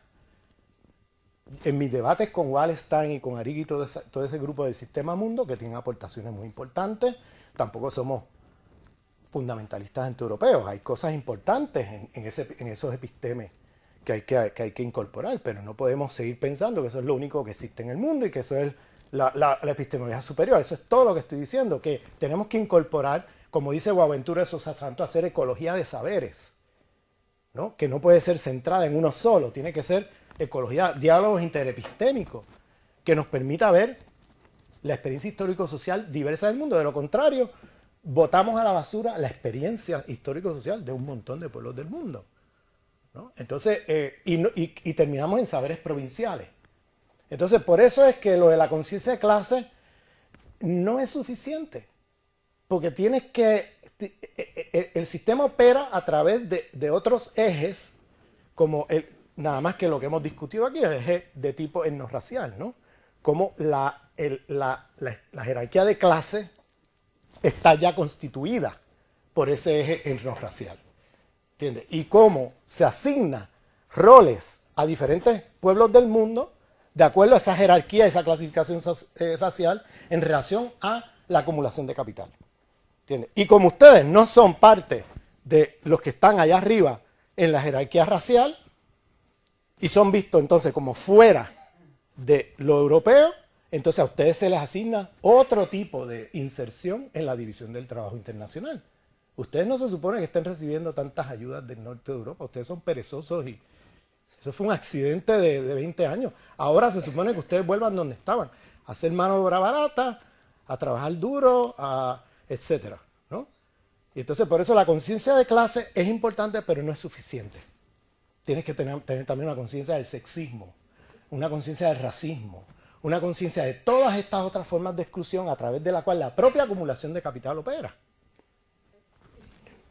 Al mismo tiempo que se lucha contra la privatización de la universidad, al mismo tiempo tienes que ir lanzando también una reforma universitaria que vaya pensando en, por ejemplo, cómo descolonizar este espacio, ¿no? Porque si defiendes la universidad pública y vuelves otra vez a reproducir el mismo tipo de saberes que se privilegian en este espacio, entonces se convierte sigue siendo un instrumento, ¿no?, del poder en ese sentido. Entonces, parte de lo que estamos hablando es que hay que luchar contra la privatización de la universidad, por supuesto, y eso tiene que ser una prioridad y nos podemos unir a mucha gente que no necesariamente tenga un proyecto de colonial, en la defensa de su universidad pública. Pero personas que estén conscientes del problema colonial de la universidad occidentalizada tienen que al mismo tiempo poner en la mesa el tema de una transformación de cómo se produce conocimiento en este espacio, ¿no? Que no puede seguir siendo la misma, porque termina en complicidad con los mismos poderes contra los cuales estás combatiendo, ¿no? Y si la universidad pública tiene una epistemología que sigue con la R y la E y sigue con la idea de que de alguna manera el saber de estos hombres occidentales, de estos 5 países, es superior al resto del mundo y sigue con todo este tipo de paquetes, sigue reproduciendo una subjetividad, una identidad, una epistemología que va a ser cómplice del sistema mundo capitalista patriarcal, occidentalocéntrico, cristianocéntrico, moderno colonial. Bueno. En el siglo XV los grandes actores del mundo son europeos. Y yo creo que eso es discutible en términos historiográficos, ¿no? Porque eso, digamos, de un plumazo invisibiliza no ya solo a las poblaciones subalternas que van a sufrir la dominación, sino a otros grandes poderes que hasta el siglo XIX van a competir, incluso van a superar a los imperios europeos, y estamos hablando del imperio chino, del imperio ruso, que se está construyendo al mismo tiempo, del imperio otomano, ¿no? Entonces, creo que bueno, es un problema, ¿no? que creo, y también invisibiliza lo que está pasando hoy día. Creo que contar las relaciones de poder del mundo hoy en día en términos exclusivamente de un centro europeo invisibiliza absolutamente el poder que hoy en día recupera el espacio chino y otros espacios, ¿no? Entonces, bueno, esa es una primera reflexión crítica, ¿no? Y creo que ahí hay muchos historiadores del World History, la historia mundial, The World System también.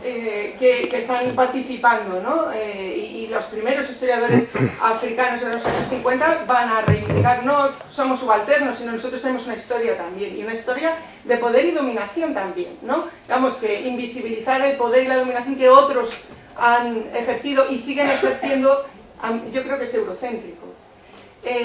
La otra reflexión crítica es que plantear que los sistemas, que las relaciones de jerarquía y poder que hoy sufrimos pueden, todas ellas pueden caber en un mismo sistema que soy incapaz de reproducir, que también proviene del siglo XV, creo que es una postura muy totalizadora, ¿no? Y que a mí me resulta muy difícil, creo que oscurece la reflexión sobre las relaciones de poder que hoy sufrimos y contra las que tenemos que luchar, considerar que es parte de lo mismo, parte de la conquista americana, parte de las relaciones de poder en Israel, parte del colonialismo europeo en África. Creo que a veces es necesario la tendencia hacia perspectivas holistas, que tienen sus ventajas, también hay que equilibrarlas con una reflexión más fragmentada, ¿no? Porque yo creo que hay muchas jerarquías de poder que, lejos de componer una totalidad, se enfrentan unas a otras, se compensan, equilibran, se enfrentan, y bueno, yo personalmente en mis últimos tiempos soy más partidaria de fragmentar que de hacer una lectura tan... Sí, te agradezco, permíteme, porque esta es una pregunta, me parece muy importante. Yo te agradezco de seminario. Esta es una pregunta, las dos preguntas me parecen centrales y excelentes preguntas, porque es que yo aquí, por razones de tiempo, no he podido entrar en las preguntas que me estás haciendo, que son fundamentales. Voy a empezar por la segunda. No puedo hacer aquí una exposición muy larga, pero ten en mente y estoy dispuesto a regresar, nada más que hacer un seminario de estas dos preguntas. Porque yo creo con todo respeto, sinceramente, con todo respeto, creo al revés. Creo que tu visión de esto es eurocéntrica. Y te voy a decir por qué. Te voy a decir porque con todo respeto, el patriarcado, vamos a ponerlo. Yo tuve debates con Arrighi y Wallenstein. Personales, así, debates de estar en seminario y yo decirle a ellos, pero ven aquí. ¿Por qué para ustedes el sistema mundo es capitalista y no es patriarcal también? Es que el patriarcado existe hace 5.000 años. Y hay patriarcado desde mucho antes. Eso es una visión eurocéntrica. ¿Por qué? Porque antes de 1492 habían lugares del mundo donde no había patriarcado cristiano. Donde había otras formas de patriarcado. Y habían lugares en el mundo donde no había patriarcado. Donde había igualdad en términos de género y de sexualidad. Por ejemplo, en los pueblos indígenas de las Américas, ahí están los trabajos de Silvia Marco, ahí están los trabajos de María Lugones. En el oeste de África, las feministas yoruba, que han hecho trabajos históricos mostrando cómo antes de la llegada de los europeos no había patriarcado, no había homofobia. Eso es muy difícil para una visión eurocéntrica de de aceptar.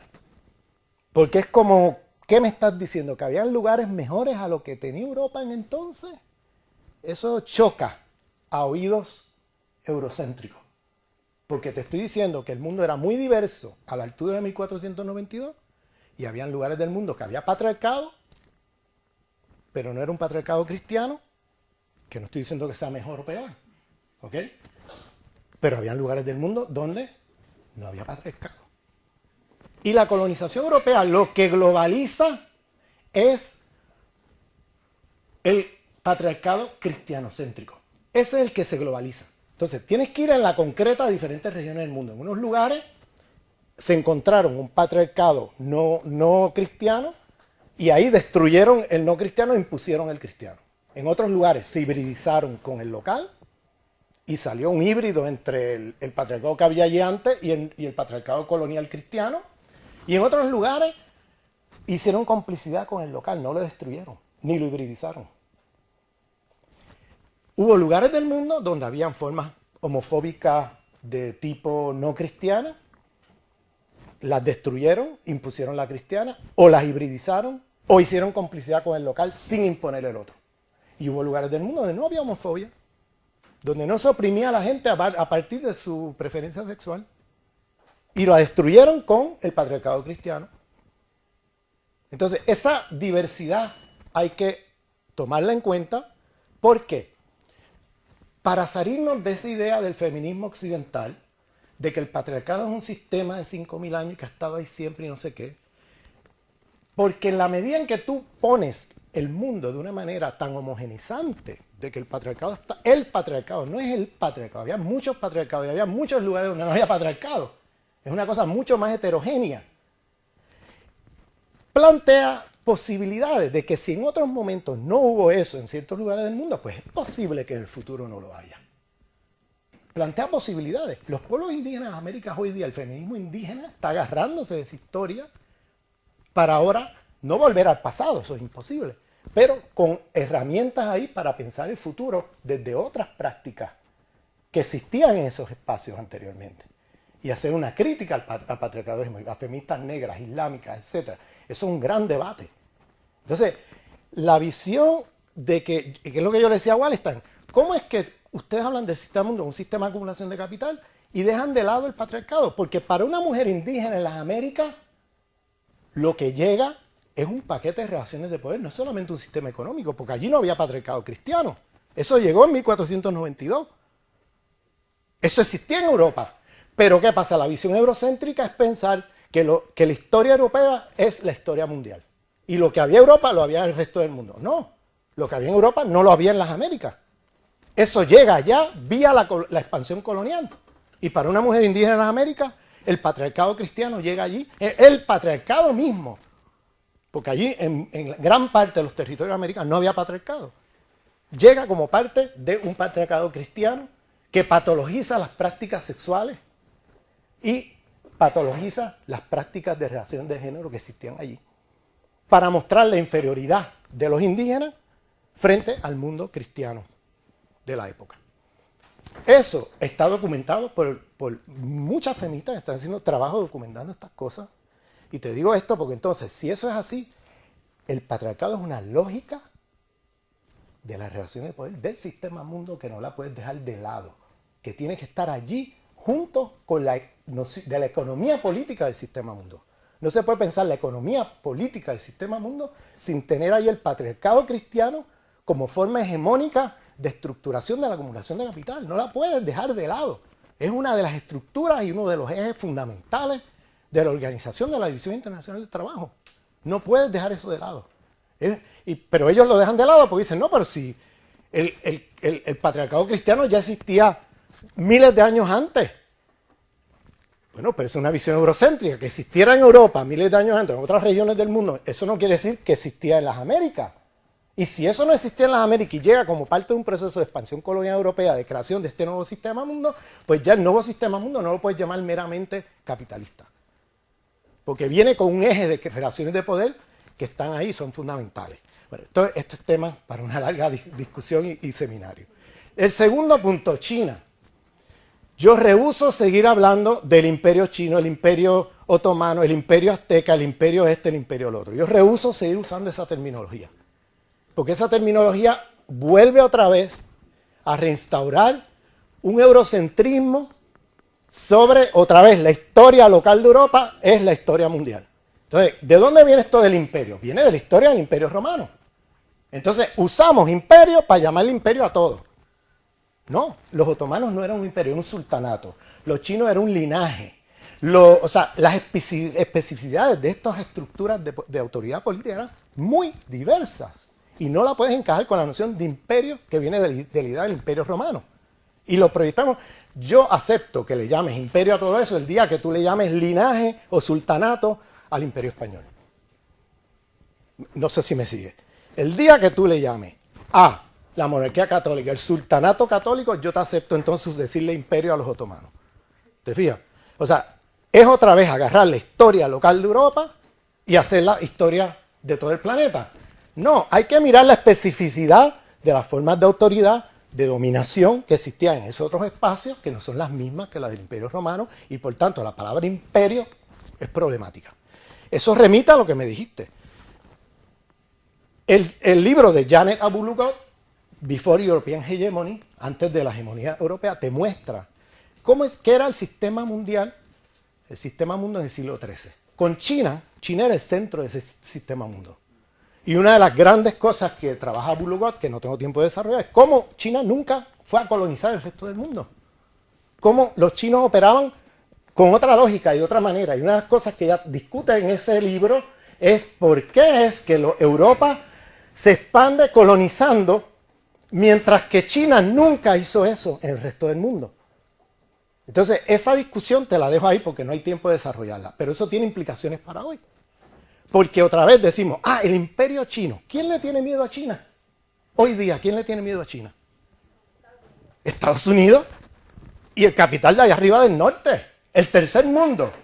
Al contrario, ven en China como algo, wow, un respiro. China es un respiro en el tercer mundo hoy día. Con esto no estoy diciendo que no hayan problemas con China, ¿ok? No saltes a la conclusión, óyeme.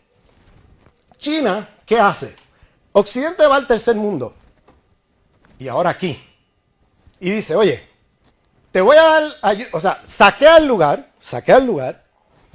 y luego los países terminan en una situación de saqueo, de crisis, de deuda, etc. ¿Y qué hace Occidente? Va allí y después de saquearte, te deja endeudado y te dice, te doy dinero si haces estas medidas de austeridad. Esto lo están haciendo hace mucho tiempo. A ustedes les llegó ahora, pero eso viene desde hace rato. Estas son las medidas de austeridad. Ustedes tienen que votar a tanto, ustedes tienen que hacer tanto, y ustedes tienen que cortar y recortar aquí y allá, ¿no? Estas son las medidas de austeridad. Y ustedes tienen que, este dinero, además que tienes que hacer todo esto para ayudarte el dinero, págame intereses por el dinero que te voy a dar. O sea, te voy a dejar más endeudado todavía. Así es como ha operado Occidente, incluyendo el capital financiero español con el tercer mundo. Ahora viene, incluyendo el capital financiero español con el tercer mundo. Ahora viene China, ¿y qué hace China? Mira, va a Argentina, Mendoza, Argentina, y dice, oye, necesitamos tantos millones de litros de vino por los próximos 10 años.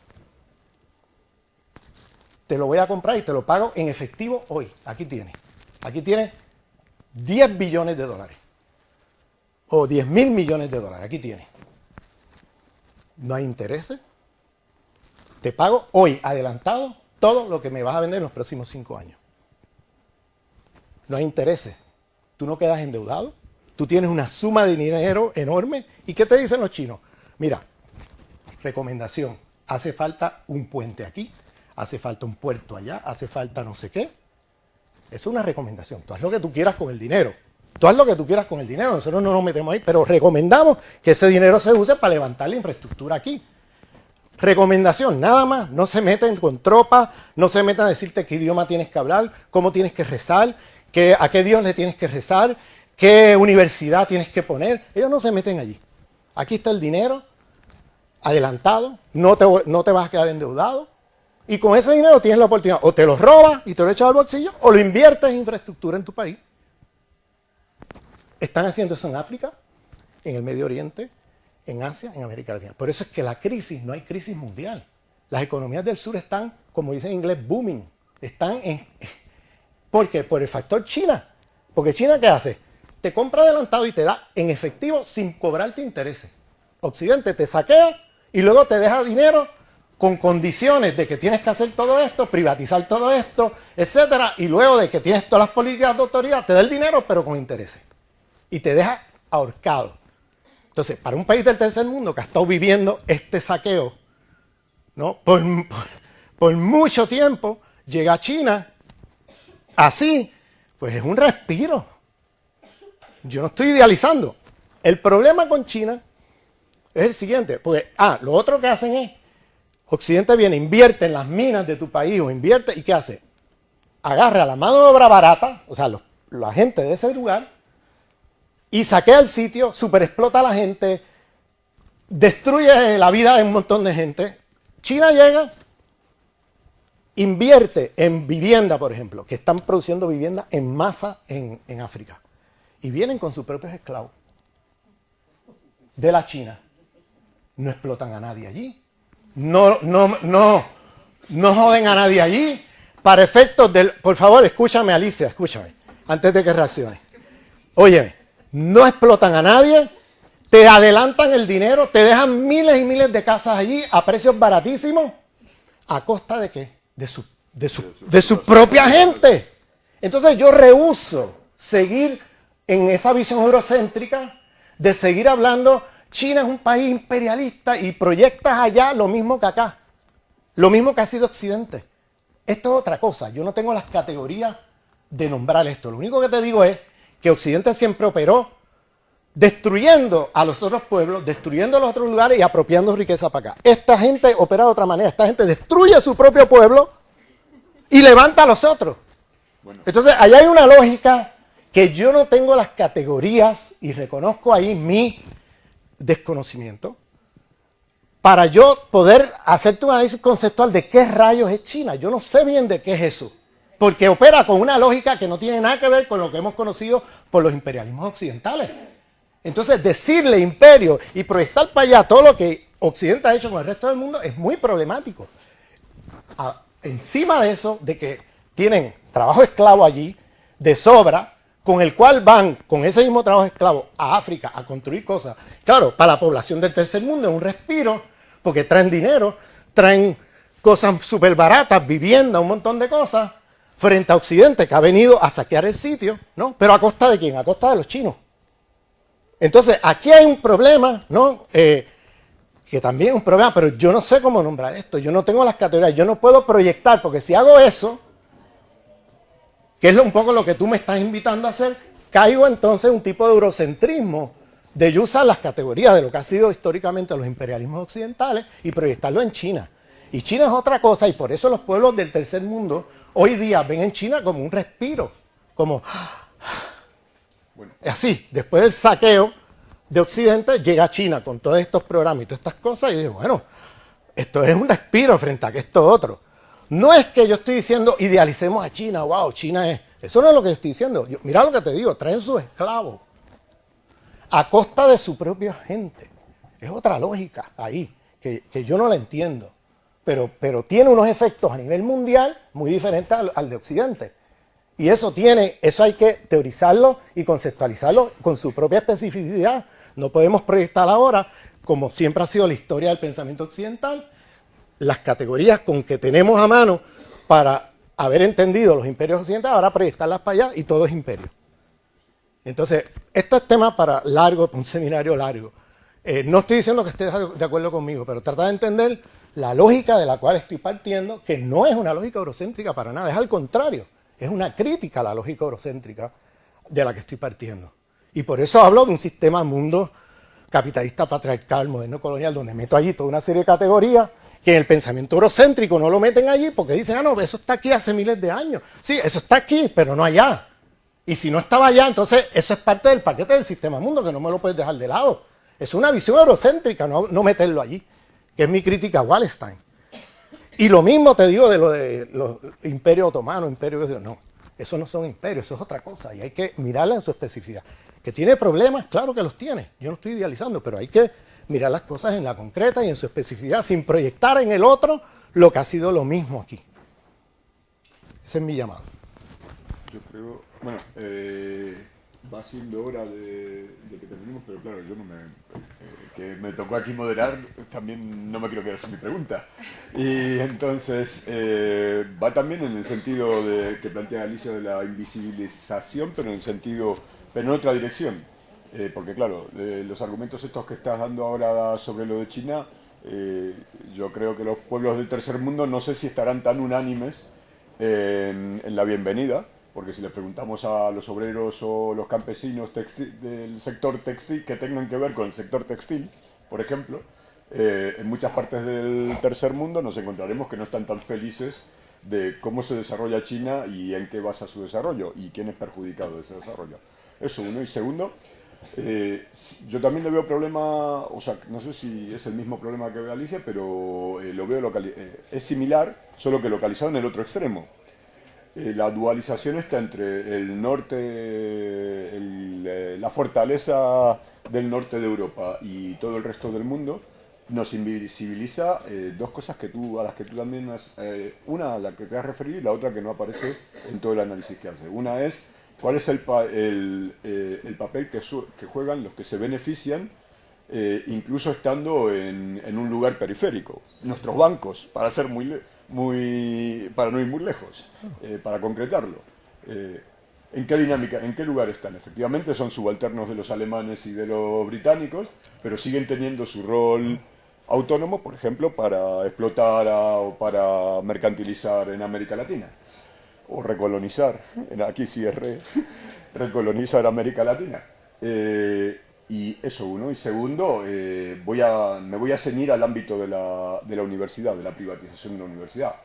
Tú has señalado muy bien cuáles son las dinámicas de privatización de la universidad, pero claro, eso efectivamente empezó en el sur antes, pero no se limitó al sur. Pasó por Australia, pasó por Gran Bretaña, pasó por los propios Estados Unidos, pasó por Holanda, antes de llegar aquí.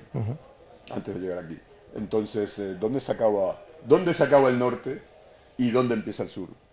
Porque puede ser que el sur empieza ahí mismo donde terminan las murallas de las cajas fuertes de los bancos o los ordenadores de las bolsas, de los fondos de inversión, que son en realidad los que gestionan esta masa de dinero que tiene la necesidad de crecer constantemente a costa del bienestar de todos los demás. Sí, no, mira, ahí está la categoría de semiperiferia. Es que aquí no hay tiempo de desarrollarlo todo. La categoría de semiperiferia, desarrollada por Rui Mauro Marini, que le llamaba el subimperialismo, países que están en esa posición entre medio, como España, que es subordinado al norte de Europa, pero es el centro frente al sur global. Esa posición, que es una posición intermedia en el sistema mundial, la categoría de semiperiferia o subimperialismo de Marini o semiperiferia en Wallenstein, que yo no he tenido tiempo de desarrollar, porque es que, de verdad, es muy poco tiempo de lanzar todo esto, pero sí, hay una categoría para nombrar eso, que son países en una posición intermedia entre el norte global y el sur global. Lo que sí es claro es que en este sistema mundo es un sistema donde la mayor parte de la población del mundo está en la periferia.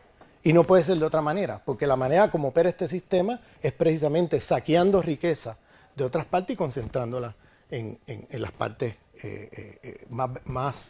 con mayor poder financiero, económico y militar. Entonces, ese es el norte. Y hay un sur dentro del norte y hay un norte dentro del sur. No es que las cosas estén tajantemente divididas, pero cuando uno hace una exposición así, uno tiene que lanzar cosas sin matizarlas, irlas matizando poco a poco, porque si me pongo a matizarlo todo desde el principio, entonces no nos entendemos. ¿Entiendes? Entonces empezamos a un discurso, a deconstruir el discurso de que empiezo y termino en una mogolla, ¿no? Y es una cosa que no se entiende nada. O sea, yo quiero que se entienda que hay norte y hay sur, y que ustedes frente al norte son sur, y frente al sur son norte, y eso es lo que se llama en la teoría del sistema mundo semiperiferia o en la teoría de dependencia subimperialismo. Un país que es dominado y explotado por otros centros metropolitanos que al mismo tiempo domina y explota a otros para adelante. esa categoría intermedia son pocos países en el mundo, no es la mayoría de los países del mundo, son muy pocos los que están en posiciones así. ¿Que es más privilegiada? Frente al sur global, por supuesto que es más privilegiada, pero está en desventaja frente al norte global. Ahora, ¿qué está pasando ahora mismo? Que se está socavando esa posicionalidad de semiperiferia o subimperialismo, porque están cada vez expulsándose más y más poblaciones de esa semiperiferia al lado de la periferia. Entonces, eso hace que, si bien el capital financiero español es parte de la máquina, al mismo tiempo las poblaciones aquí están cada vez más pauperizadas y cada vez más acercándose más al sur global que al norte global.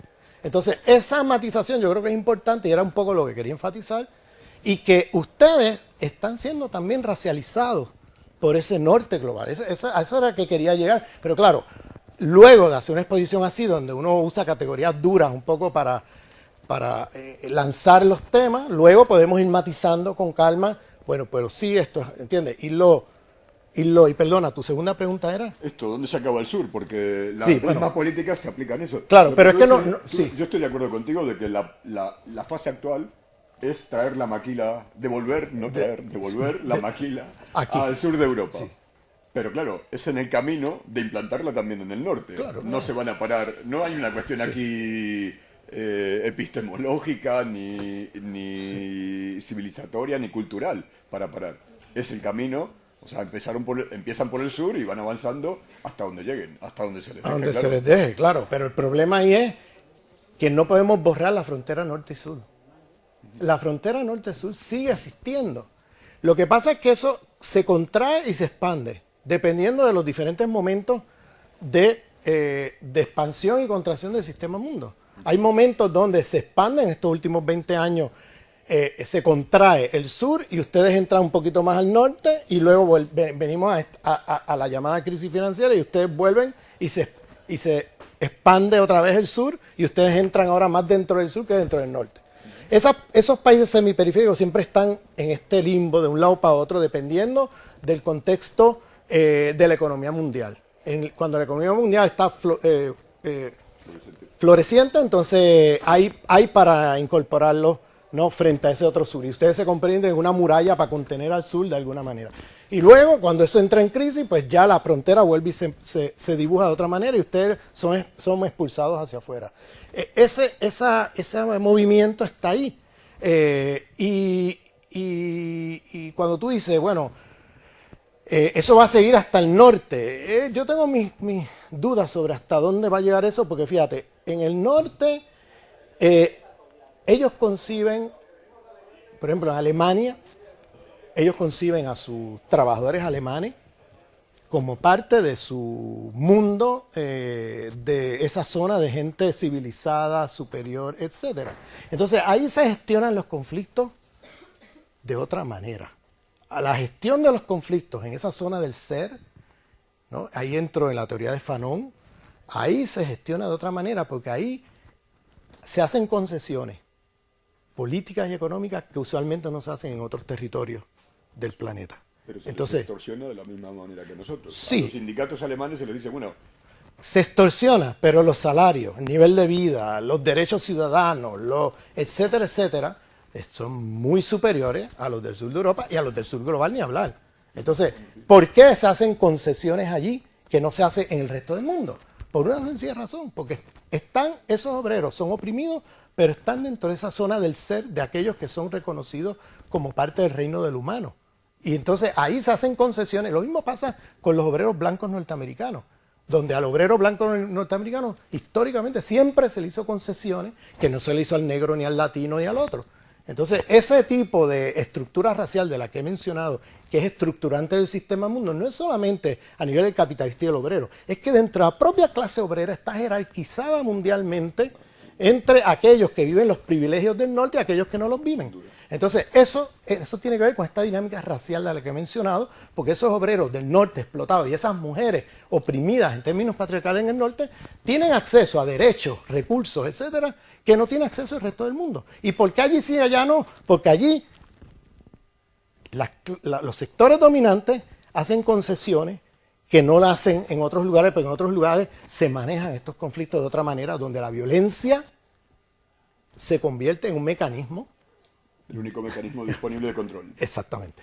Y entonces ahí ocurre otra cosa. Entonces, por ejemplo, para ponértelo de una manera muy caricaturesca, pero crasa, un obrero de la Boeing Company, ¿no?, que se gana 125, 150 dólares al día, no, la hora, y que trabaja 8 horas al día, tiene conflicto con su patrono y con su corporación.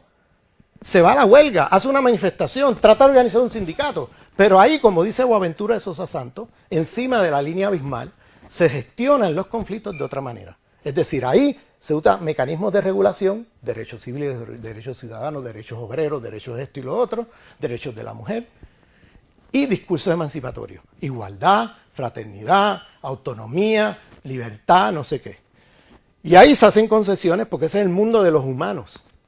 Debajo de la línea abismal, en ese mundo de los salvajes, los bárbaros, los subhumanos y los no humanos, ustedes son subhumanos, hay otros que son no humanos, que no son ni sub, ¿ok? No son ni siquiera sub, ¿no? En ese mundo se gestionan los conflictos de otra manera, que es lo que dice Boaventura. Se gestiona a través de la violencia y la apropiación, es decir, la acumulación por desposesión. Entonces, ahí no se hacen concesiones, como se hace en el otro lado. Se hacen si la economía está boyante, ¿no? Y puedo tirar migajas por aquí y por allá. Cuando la economía se contrae, olvídate, ahí se acabó las migajas. Entonces, de ahí que viene contestando a tu pregunta, ese es el norte y ese es el sur. El norte y el sur está configurado a través de estas zonas, las zonas del ser, cuya existencia como humano se reconoce, aunque seas un explotado, un dominado, un oprimido allí, y las zonas del no ser, donde eres oprimido en términos de clase, en términos de género, en términos de sexualidad, pero agravado por la opresión racial. Y ahí los mecanismos de gestión de los conflictos es muy distinta. Bueno, una última y terminamos, ¿sí? Sobre Alemania, mira, yo acabo de venir a una conferencia en Berlín del Este de alemanes de color, o sea, alemanes negros, alemanes árabes, musulmanes, etcétera, sobre descolonizar la ciudad. ¿Y quién estaba subsidiando ese evento? Era la Fundación Rosa Luxemburgo, que era de los viejos comunistas de la Alemania del Este. Era lo que estaban subsidiando el evento. O sea, te digo esto porque, bueno, sí, en Alemania hay todas estas contradicciones y todas estas cosas que tienen una historia también de larga duración, que precede incluso el tema de la Guerra Fría, que se acentúa con la Guerra Fría, pero que están ahí desde hace tiempo en regiones dentro de estos estados metropolitanos. O sea, estos no son espacios homogéneos. He dicho que dentro de estas zonas hay opresión, hay explotación, hay opresión regional, opresión nacional, opresión religiosa y todo eso. Lo que pasa es que en estas zonas se gestionan los conflictos de otra manera a como se gestionan en el sur global. Esa es la gran diferencia. Esa es la gran diferencia entre ser oprimido en términos de clase, en términos nacionales o en términos de género, con privilegio racial, que ser oprimido en términos de todo eso, con el agravante de además ser oprimido racialmente.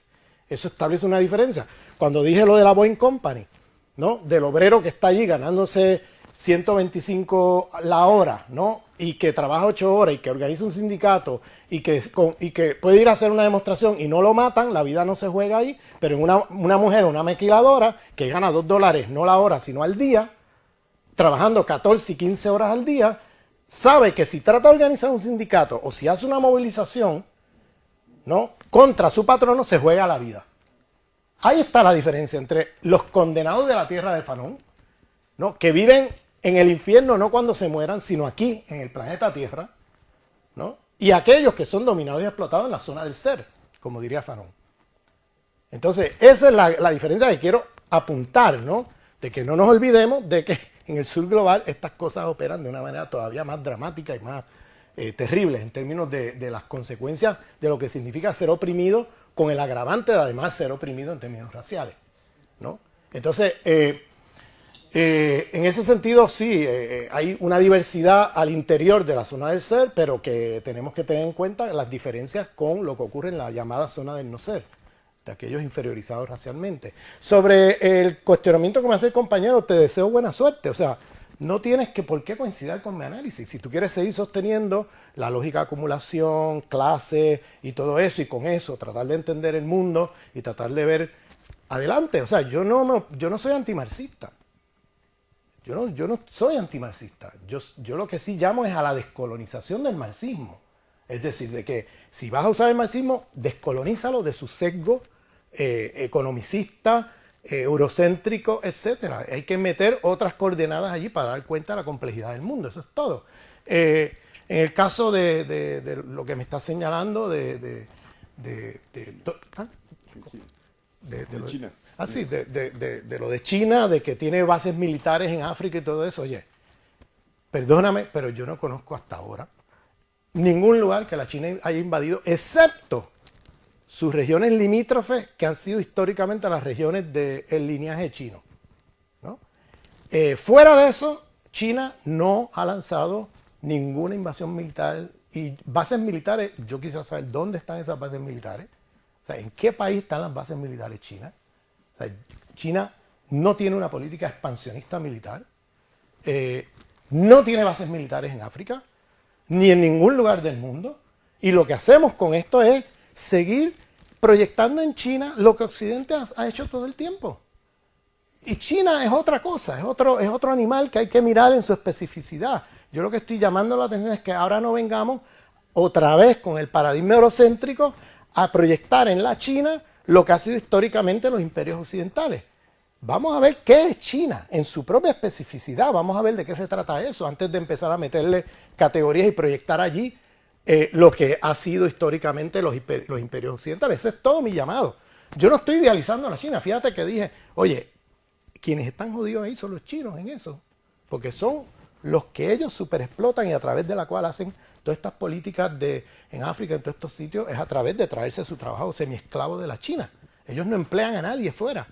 Ellos se traen sus propios esclavos de la China y hacen todas estas cosas y la población local no entra en conflicto nunca con ellos, porque como no entran a la empresa como mano de obra barata ni nada, lo que reciben es el servicio, lo que reciben es, pues restablecen un tipo de relación que es muy diferente a la que Occidente estableció con el tercer mundo. Eso es todo lo que estoy diciendo. Que eso da un respiro al tercer mundo frente a lo que ha sido la historia de Occidente, de los imperialismos occidentales.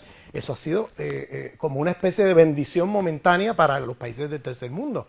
Pero con eso yo no estoy diciendo que no haya problemas en la China y que la China sea un sitio ideal. Lo que estoy diciendo es, miremos con cuidado de qué se trata la China, porque es otra cosa a lo que hemos conocido.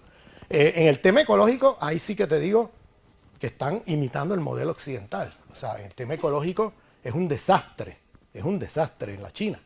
Pero fíjate que en eso yo veo unas fuertes continuidades con la historia de Occidente. Están imitando todas las tecnologías sin una capacidad de crítica de decir esto sí, esto no. Están ahí adoptando todo y ahí hay un problema serio. Y hay un problema serio en la manera como tratan a sus propias poblaciones. Hay un problema serio, pero hay que ver cómo opera eso. O sea, yo nunca había conocido un imperio occidental que buscara pauperizar a su población y de alguna manera beneficiar a los lugares donde se meten. Eso yo nunca lo había visto. O sea, en general, los imperios occidentales van y pauperizan a los otros pueblos buscando enriquecer sus propios países, ¿no? Y claro, al que está explotado en el país, bueno, no le van a dar la riqueza que tiene la élite, pero ¿cómo te digo? Hacen ciertas concesiones, tiran ciertas migajas allí para que no haya mucho conflicto aquí, ¿no? Históricamente. Pero esto que hace China de traerse toda su mano de obra a los países del tercer mundo, a las minas, a la construcción de casas, ¿entiendes? Obreros chinos, ¿no? Y llevarlos allá y generar una serie de servicios en esos países, darte el dinero adelantado, sin intereses, ese tipo de cosas, es otro fenómeno. Claro, esta parte se me olvidó decirla. Cuando se trata de la China, darle dinero a los Estados Unidos, que ahora mismo Estados Unidos, el fisco americano, depende del Banco Central de la China. Óyelo bien, le están haciendo un jaque mate al imperio americano, un jaque mate. O sea, tienen ahorcado a los americanos financieramente porque el gobierno federal americano no puede mover un dedo sin los préstamos del Banco Central de la China. Y ahí sí que nos dicen, oye, toma el dinero y me lo pagas cuando puedas. No, es aquí están los intereses, me pagas. No hacen como hacen con los países del tercer mundo. Y lo mismo con Europa. Cuando ellos vienen aquí y tiran dinero, no, tú me pagas intereses. Ellos no vienen aquí a darte dinero de gratis. Ahora, en el tercer mundo tienen otras políticas diferentes a cómo tratan al primer mundo. ¿Entiendes? ¿Por qué? Porque el primer mundo ha buscado cómo socavar a la China. O sea, eso estemos claros. Están buscando cómo... Y entonces, ellos le están haciendo un jaque mate. Ahora mismo, ninguna empresa transnacional que se respete puede competir en el mercado mundial sin tener una sucursal en la China. Y el Estado imperial americano, la policía del mundo, no puede mover una tropa sin el dinero del Banco Central de la China. Entonces, están haciendo una especie de jaque mate ahí, con el cual ahora Estados Unidos ya dejó de hablar de derechos humanos en la China. No sé si se han fijado. Van y se callaron la boca con eso. O sea, ya no están en esa política que estaban antes de estar cuestionando a la China en esto o aquello. Ahora están como... ¿Por qué? Y lo mismo aquí. La Merkel, los otros. Cuando vienen aquí los líderes del Partido Comunista Chino, se acabó la discusión de que si derechos humanos ni nada. O sea, es ¿cuánto me vas a dar? ¿Entiendes? ¿Cómo negociar Europa, el banco, los bancos alemanes, los bancos británicos, etcétera? Ahí dólares, o sea, euros. Ahora, los chinos no dan un duro a ningún banco europeo y a ningún Estado europeo o americano sin intereses. Cosa muy distinta que hacen en el sur global. ¿Qué es eso? Yo no sé. Yo necesito estudiar más eso antes de empezar a decir esto o aquello. Que es una especie de fenómeno ahí que tiene problemas y que puede traer puede traer problemas al mundo. Pues sí, puede traer problemas al mundo. Yo no estoy negando eso. Y ya trae un montón de problemas a los chinos, ¿no? Pero tengo que decir que en los últimos años para el tercer mundo ha sido un respiro. Ha sido un respiro la China frente a lo que ha sido la historia de los imperios occidentales. Y por eso me pregunto siempre, ¿quién le tiene miedo a la China? Yo vengo aquí a hablar a Estados Unidos o a Europa y oigo un terror con la China, porque la China está desplazando poco a poco a los imperios occidentales. Ahora voy al tercer mundo y la gente está muy feliz con la China. ¿Entiendes? Ahora voy a China y claro, la gente en China no está feliz con la China. También le dieron la bienvenida a los británicos y a los americanos en su momento. ¿Quiénes? Algunos, efectivamente, del tercer mundo. O hasta ayer, algunas de las élites de los países del tercer mundo. Claro, hay élites que sí, pero lo que te quiero decir es que las poblaciones no están directamente afectadas por la presencia china allí, es lo que te quiero decir. Que es muy diferente a Occidente, que tienen que aliarse con las élites porque con la población no pueden, porque han ido ahí a machacar las poblaciones. Entonces es otra cosa, pero bueno. Creo que, lo seguimos en la comida. Bueno. Y liberamos. Muchas gracias. Muchísimas gracias.